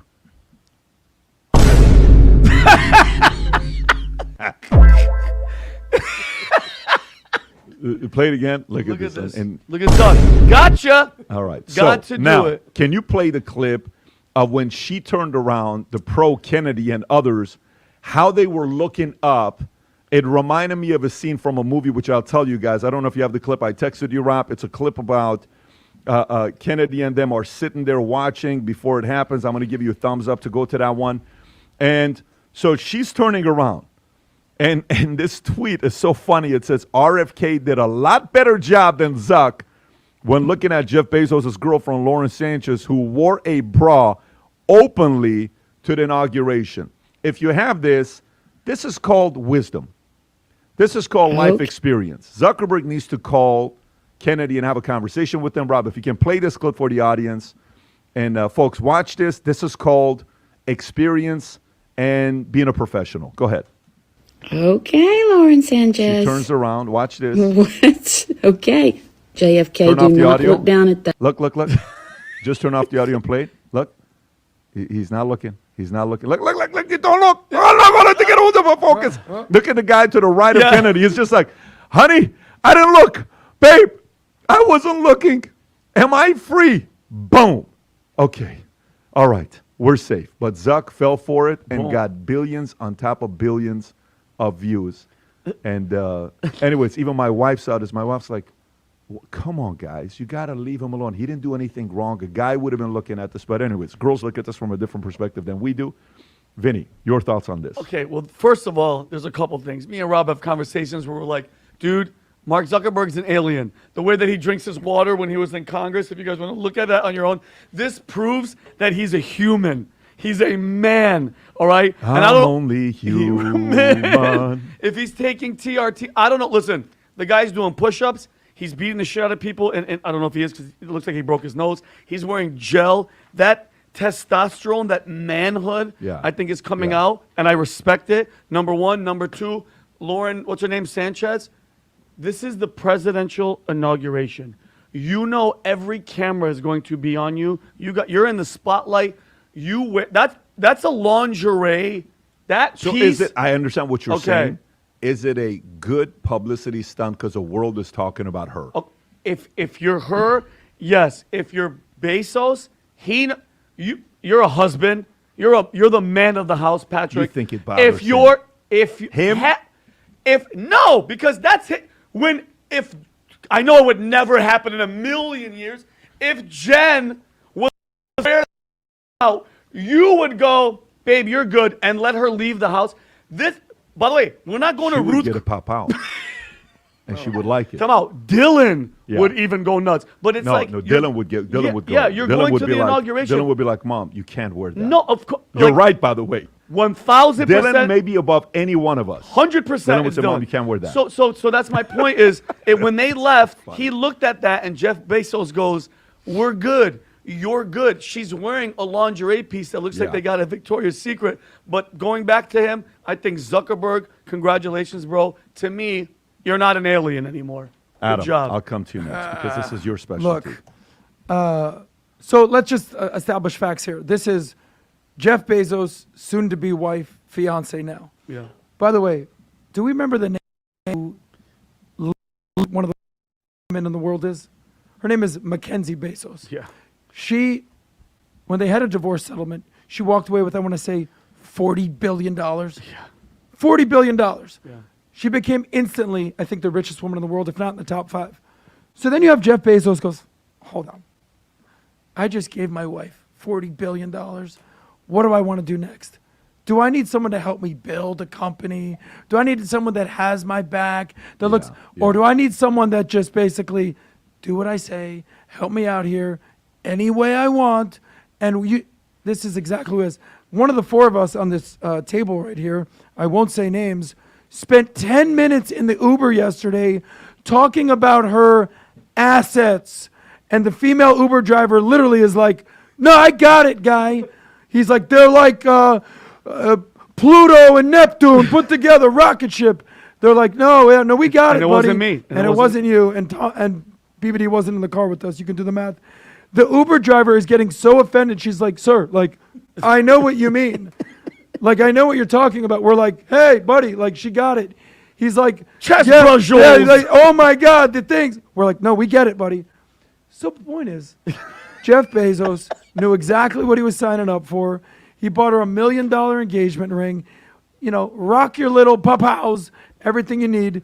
And I'll shut up before I get a Tom, pow-pow. let's go to you. Go ahead. What's your analysis here? I think the juvenile subtext has no limit, I think is what we got here. So she was not at a red carpet. She was not at an art premiere. She was not at a premiere of a movie. Yeah. All of those would be areas where they wear fashion. And the fashions have, what do they call it? Daring elements to them. However, you're at a state function, which is different. And I don't know why Jeff Bezos wouldn't say something. I assume he would. I don't know why she doesn't have, like, most of these people have wardrobe consultants because, you know, Oscar de la Renta says, hey, Oscar de la Renta would like you to wear this. When they find out that a famous person is going to be on the red carpet or doing something, they usually want you to be wearing their stuff. So I don't know what happened here. A lot of people, when they go to something like this, that's what they have. And Lauren Bezos didn't have that. And, you know, she projects herself very openly, daringly, and intentionally. She intentionally presents herself and in this way. And that's not unusual. We've seen her around the world at all kinds of places, all kinds of things. And you can see, you know, Pat, you've seen it. You can see when someone's posing and when someone's the paparazzi just took a picture of you or you're walking down the street someplace, right? You're walking down the street with your girlfriend or your husband and you're going in a restaurant and they're taking pictures versus when everybody knows pictures are being taken of them. Everybody knows what's going on, right? And so that's it. And I think there could have been a little bit more Mackenzie Bezos or Lauren Sanchez just got a Facebook friend request. But yeah, who knows what? Mark Zuckerberg. But Adam, if you think about it, who knows what kind of late night they had, and they just had to rush out. And she's like, "I'll just put on a jacket." We know. Listen, maybe we're in Jeff the is wild. We're the attention economy, the eyeball economy. We're did. talking about Lauren Sanchez and her She knows what she was chesticles. She knows what she was doing. And I think let's face it. Do you think she's out there and wants the coverage? By the way, I have not to tell actual coverage. Look, but the coverage. No, I mean the media coverage, I the pop. understand. I don't think she really doesn't like that. No, I think it's intentional, and I think Bezos loved it, and I think Bezos want the world to say, "That's my girl." Yeah. Okay, and everybody's looking at my girl because he's at a different phase of his life. He's worth $200 billion. Okay, and he's playing a very, very different game, and he looks great himself. The other day while he's sitting there watching his rocket, not watching his rocket, folks. I'm not giving this is not an analogy or a metaphor. Yeah. He's literally standing there like this, in jeans. Like a freaking, It's cold outside. It was like 12 inches of snow, I want to say. No, that's Kentucky. That's Kentucky. Different story. Different story. All right, so let's go over here to see what other stories we want to get to here before we wrap up. Oh, God.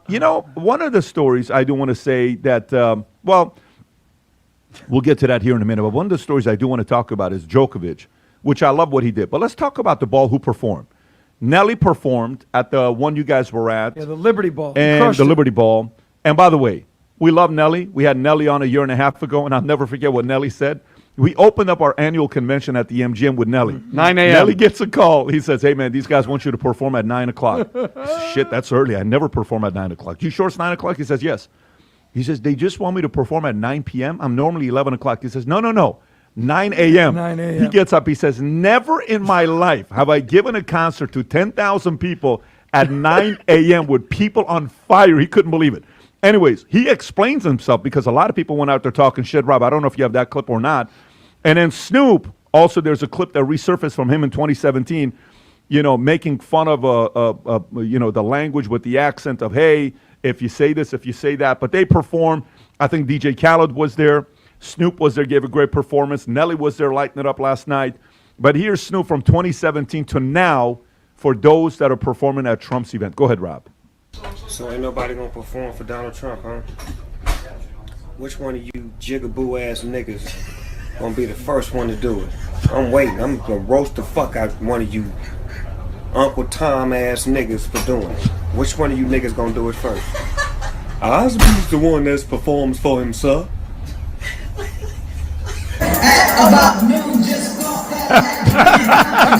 I wonder who that is. Wait, is that the same guy? That's hilarious. So Rob, then go to Nelly, who's getting criticism about him performing. That's called a hypocrite. You know what I'm saying? Hypocrite, homie. And by the way, Nelly, sometimes you forget how many great hits he's got. Oh. Seriously. Sometimes you forget. But here's Nelly when people criticize him for performing, and look what he says about the $1.5 billion. Go ahead, Rob. I thought you was riding with me because I put on for my city and I try to bring my city up every step of the way. I did not know you was riding with me because you thought I would ride for who you voted for. I didn't know that. I apologize. I apologize. I didn't know that I had to agree with your political choices, and I thought it was the things that you do, not the things that you say should be done. If you follow what I do, this shouldn't even be an argument. He's the president. He won. This isn't a campaign. This isn't an RNC. I'm not out on the political campaign. I didn't get none of that 1.5. Mm-hmm. You see what I'm saying? Like billion to try to help somebody get voted. Kamala didn't invite you to perform? No. She didn't invite me. She didn't invite me either, man. I was going to do all I'm just home. saying. Like, so, but I don't knock the ones that did. I don't knock the brothers and sisters that benefited from it. I don't knock the correspondents that may have. By the way, I love the way he's reasoning. You can pause it, Rob.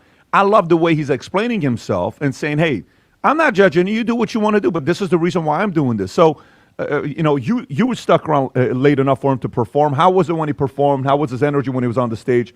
What was it like? Look, listen, Nelly is a performer. He's a performer, and he's one of those guys. I don't care if you're 18 years old or you're 80 years old. Hot in, so hot in here. Everybody knows how that goes in. So he crushed it. He had a great performance. I think 90% of the crowd left when the Village People hit the stage, and there was like literally 500 people left out of 8,000. So front row seats. Nelly was doing his thing. I was actually with Amber Rose during when Trump was dancing, and we were having this conversation. Sweet girl, basically what she said is like, we're so done with the identity politics, so done with the, oh, you're black, so you have to vote this way. Oh, you're Asian, you have to vote this way. You're Latino, you have to vote this. You're a man, you have to. You're a woman, you have to. No. Vote your conscience. Vote what you think is right. Vote your pocketbook. Nelly's a stud. I want to say that his father served in the military, so salute to you. But I'm going to come at Snoop for a second. Snoop. So Snoop-a-loop. Snoop-a-loop. Bring your green hat, homie.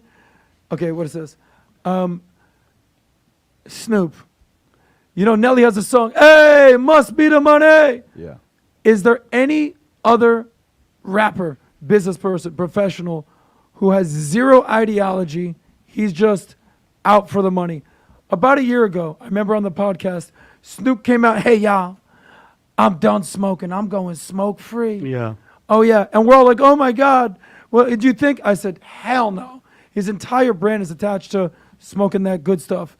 And then the next day, just kidding, guys. I'm selling smoke-free grills. Yeah. All right. So that way when you cook, you don't get this mother.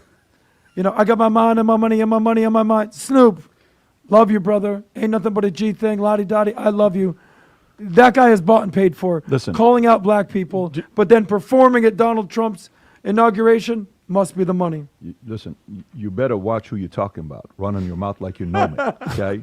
Telling you right now. Okay. You're going to fuck. But go ahead, Listen, Vinny. You were And saying. did you? Dr. Dre invented this gangster, and this is the mother. And you made a great point. No. You made a great point. And listen, we always talk about the market. The market now, it's cool to be pro-Trump. It's cool to be in this thing because they've been that psyop that you were talking about for 9 years, and it's still happening. And mind you, I have people in my family that are married to people that it's guys. Trump derangement syndrome. I'm not being funny. Is actually real. There should be a study and there should be a practice time of actual psychiatrists to help these people. But you know what? Money talks and bullshit walks. Damn, okay. Vinny. Thank you, Damn, Adam. Vinny. And if you saw, Go ahead, Pat, if Vinny. you don't mind, Soldier Boy. Tell him. Look at the video that he posted, Rob. Rob, can you show that video? He goes, Obama never put money in my mother pockets. Oh. You mind if I play this, Go Pat? for it, yeah. Look at this. Nigga, they paid me a bag, nigga. Obama ain't never put no money in my fucking pockets, nigga. Look. All right. Shit. Kamala ain't never put no money in my motherfucking pockets, nigga. But look at They gotta chill out with the N-word a little bit. No, well, My motherfuckers are trying to say something about me performing at the crypto ball party. Did Kamala call my fucking phone? Did Obama call my motherfucking phone? All right, hide your kids, yo. Did any of you niggas call my motherfucking That's good, Rob. That's phone, good. nigga? But he's being honest. Nobody called him. And by the way, so wait, you mean to tell me this racist Trump, Hillary, they want people to perform that are of different race and of different color? It's a wake-up call, bro, and I'm happy for it. Wake-up call to everybody. You were duped for 9 years, and now it's cool. It's cool to do the dance. It's cool to wear the red hat. Dude, me seeing red hats in Los Angeles, if you wore a red hat that didn't even say Make America Great Again, Tom, if it didn't say MAGA, people were getting punched in the face. I saw it Listen, in guys, Los Angeles. all your amateur feedback. Tom, for somebody like you who's been following hip-hop for decades, what's your analysis on this? So I think that we're living in kind of an age of hypocrisy here. So Snoop lives in a world where everything he's done for the last 25 years has been written down by reporters, covered on camera phones as camera phones became everywhere, videotaped before, everything he said. And he commits the unpardonable sin of changing his mind over time. And you got these guys that have girlfriends on day one, and 3 years later, she is Satan in heels, Really, you change your mind. It's okay to do that, but it's not okay to change your mind about a political leader, because you know what?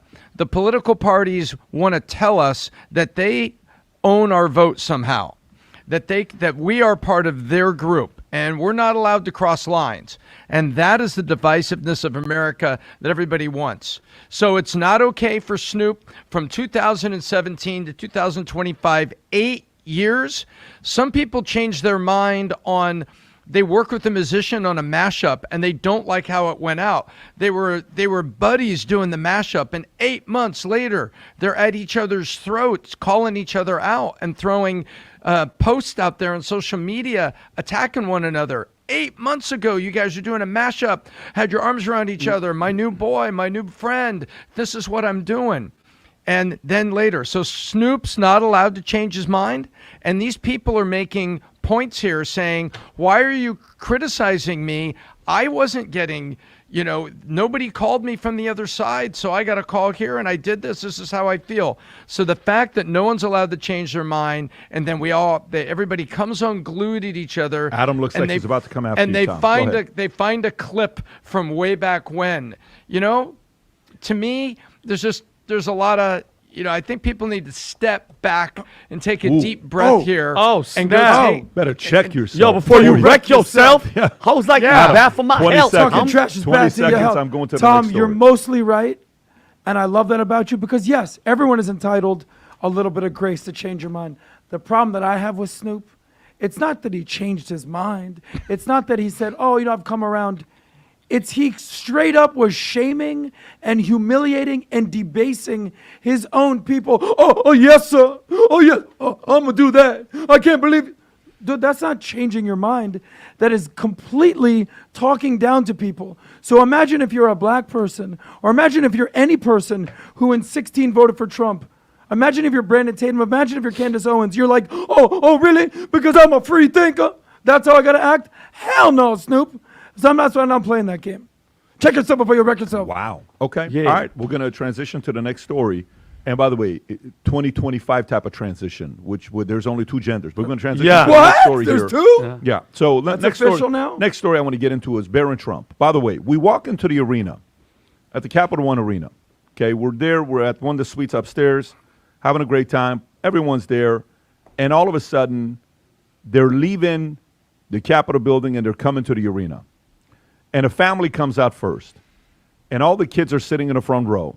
You got Ivanka, you got Don, you got Eric, you got Laura, and then you got Barron.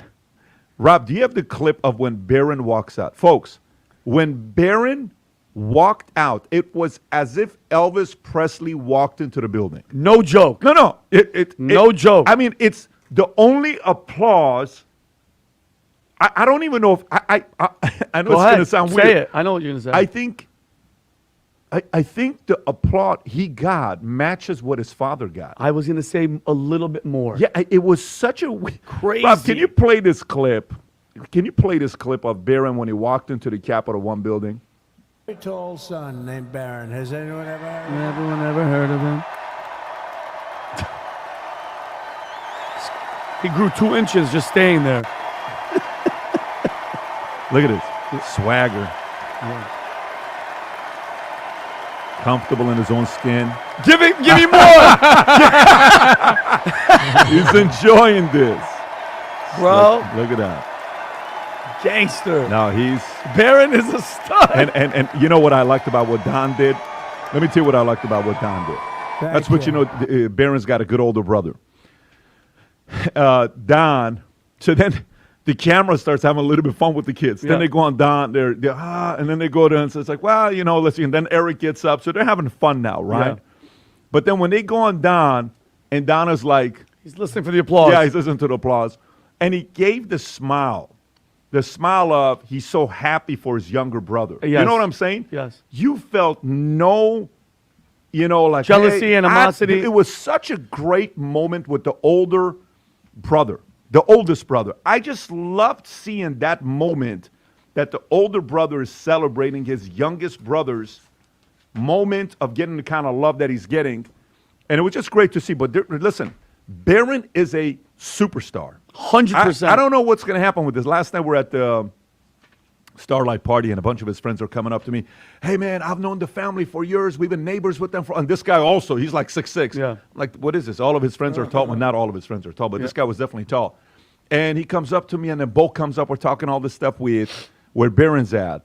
And he's got something. It's going to be interesting. And I'll never forget what he said. I said, Barron, has 60 Minutes anybody approach you about doing something, interview, all this other stuff?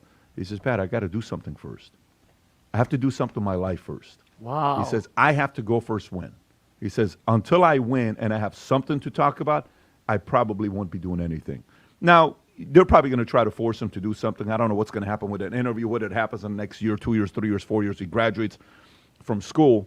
But a lot of good signs of what he's going to do. He's also going to stumble. Of course. He's also going to have some girl, attraction, all this other stuff. But he's definitely a superstar. Yeah. He's Is definitely the mics are cutting out. No, I'm good. I can hear you. Okay. And what you're mentioning, Pat, was, guys, because the public didn't see it, but before Trump came out, before everybody, the JD Vances and everybody showed up, the family got sat down first. The kids, what's Don Jr.'s?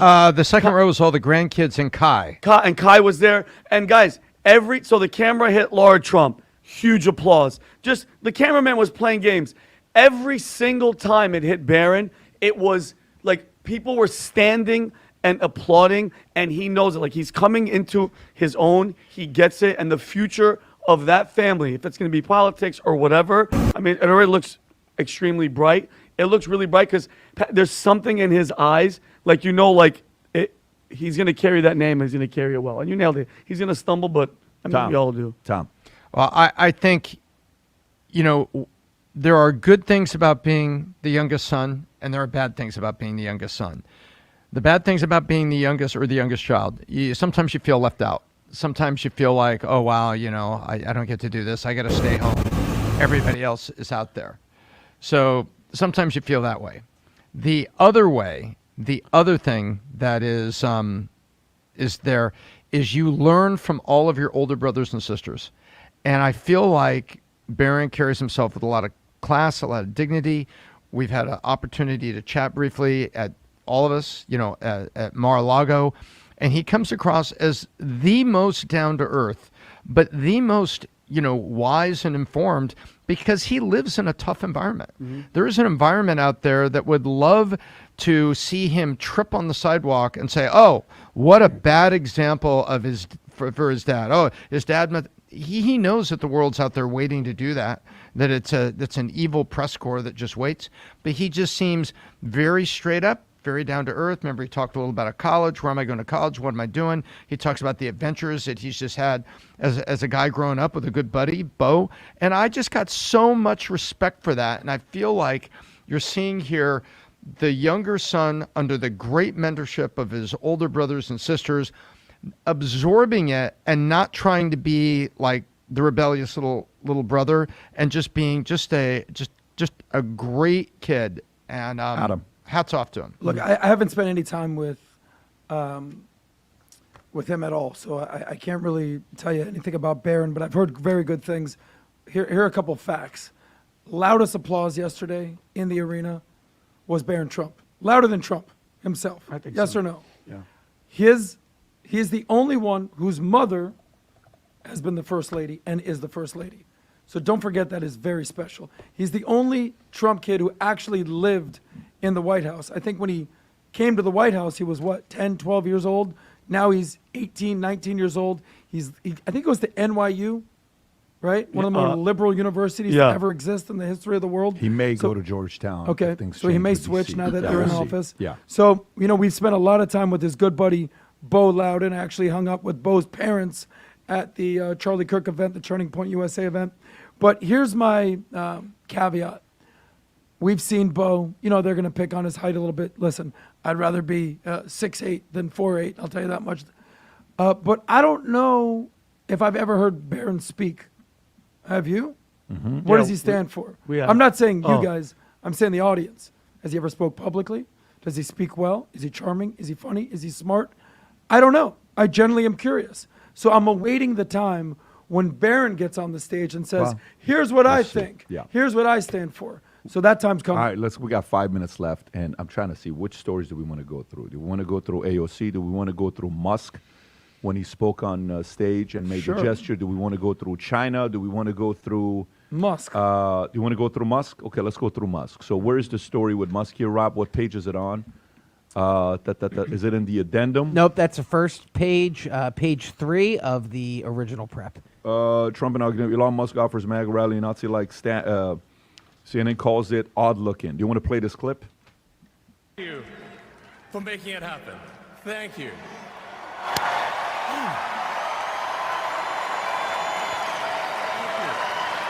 My heart goes out to you. It is thanks to you that the future of civilization is assured. Thanks to you. Tom. That's not it. Yeah, a lot has been talked. There's been a lot said about this. I don't know. I see what people are saying. I see what he's saying. Okay, he puts it right on his heart and goes out. And then he also says, my heart goes out to you. So I don't know what was in his head, but I see how people were talking about it, but I don't know. I don't know if I can draw the conclusion. And I think it looks a little weird, but I have a tough time with a hard conclusion. Adam. Well, look, Elon, there's so many good things I could say about Elon. Smart, intelligent, witty, the richest man in the world. Pat, you talk about golf scores all the time. Yep. If you played Madden, he's, a 99 on wealth, 100 on wealth, 99 on strength, speed, agility, all that. Listen, Elon, public speaking maybe isn't your thing. Stand-up comedy maybe isn't your thing.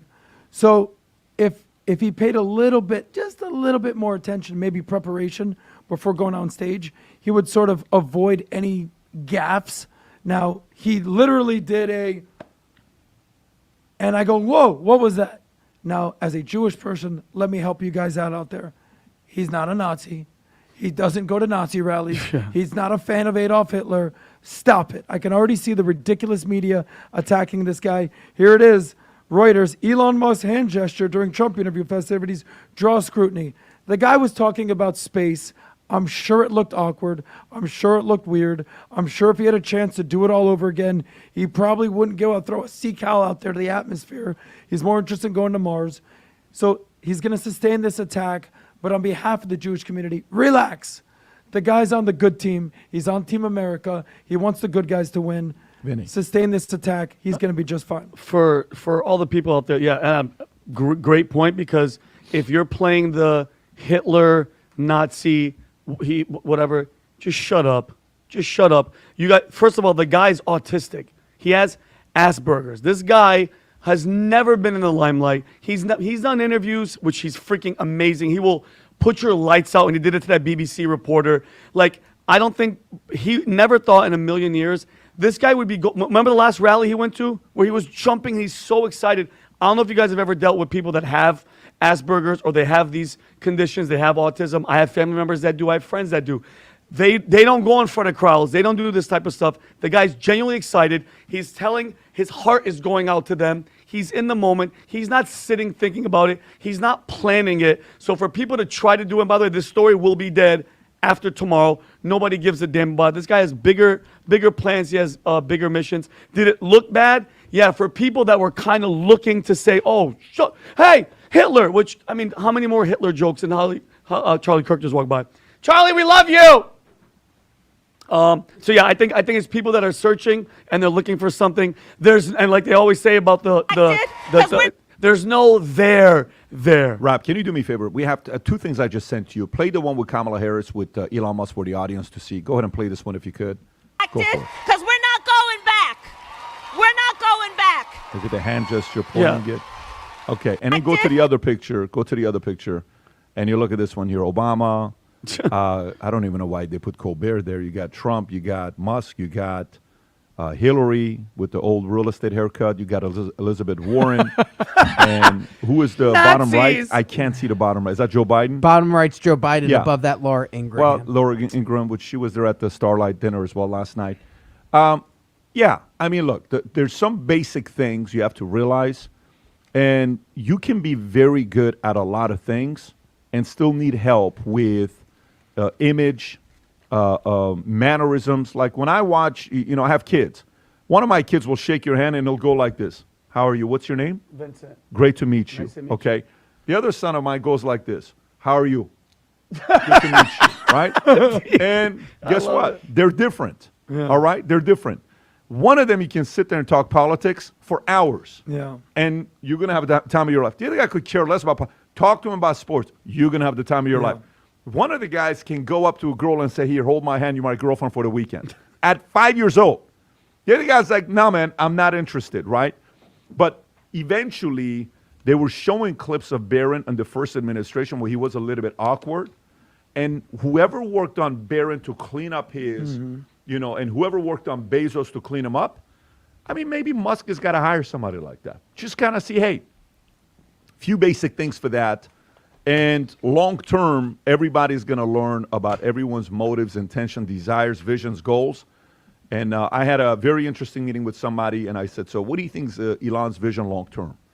And that led to a very interesting conversation. Long term, we're going to realize everyone's visions, motives, desires. Sometimes it takes 5, 10, 15, 20 years. The night is still way too young. What I can tell you is, it is 2025, January 21st. Trump is in office. New way of thinking. Back to common sense. Back to if you do the right thing, good things will happen to you the next 4 years. And my suggestion to everybody watching this, do not waste the next 4 years. Be intentional. Have a plan. Get into the right communities. Find the right alliances. Get into places where you're going to collaborate with others. I cannot tell you how many business cards we had, how many people we did business. How many people are we going to do business with just from the last 4 days of people we spoke to? Oh, it's tremendous. So there's literally hundreds of people, and we've got a short list that's going to take us a month and a half to get through all the follow-up. And Tom, being one of the best guys that work in the room, people just love Tom. When you see Tom work in the room, it's absolutely incredible. But I hope you guys watching this here, as a husband, you choose to lead your family. As a mother, you choose to lead your family and your community. As a business owner, you do your best to take advantage of the next 4 years to make the opportunity better for your clients, better for your customers, better for your employees, better for your community. As somebody that works at a company, find a way to become a better leader for the company, to help the company go to the next level. As a content creator, it's going to be tough the next 4 years because you don't have a lot of enemies now. So you're going to see the next 4 years who's going to rise up, who's not, who's going to recreate themselves. This is going to be a very, very unique era we're going through, and we're going to learn a lot the next 4 years. And like I said, in 2025, the year of surprises, the surprises are just getting warmed up. So if you think you're very good at predictions, don't forget, go to vtnews.ai, make your predictions. There's 100 days we're going to go through. I think we're barely on day 19 of different predictions being made. Obviously, it's day 2 today, but there's been 19 predictions so far. Go claim your predictions. The next 100 days, we're going to go through this on a weekly basis on a podcast. We're excited to see which one of you guys is going to be very good at making predictions. God bless everybody. We'll see you guys on Thursday. Take care. Bye-bye. Bye-bye.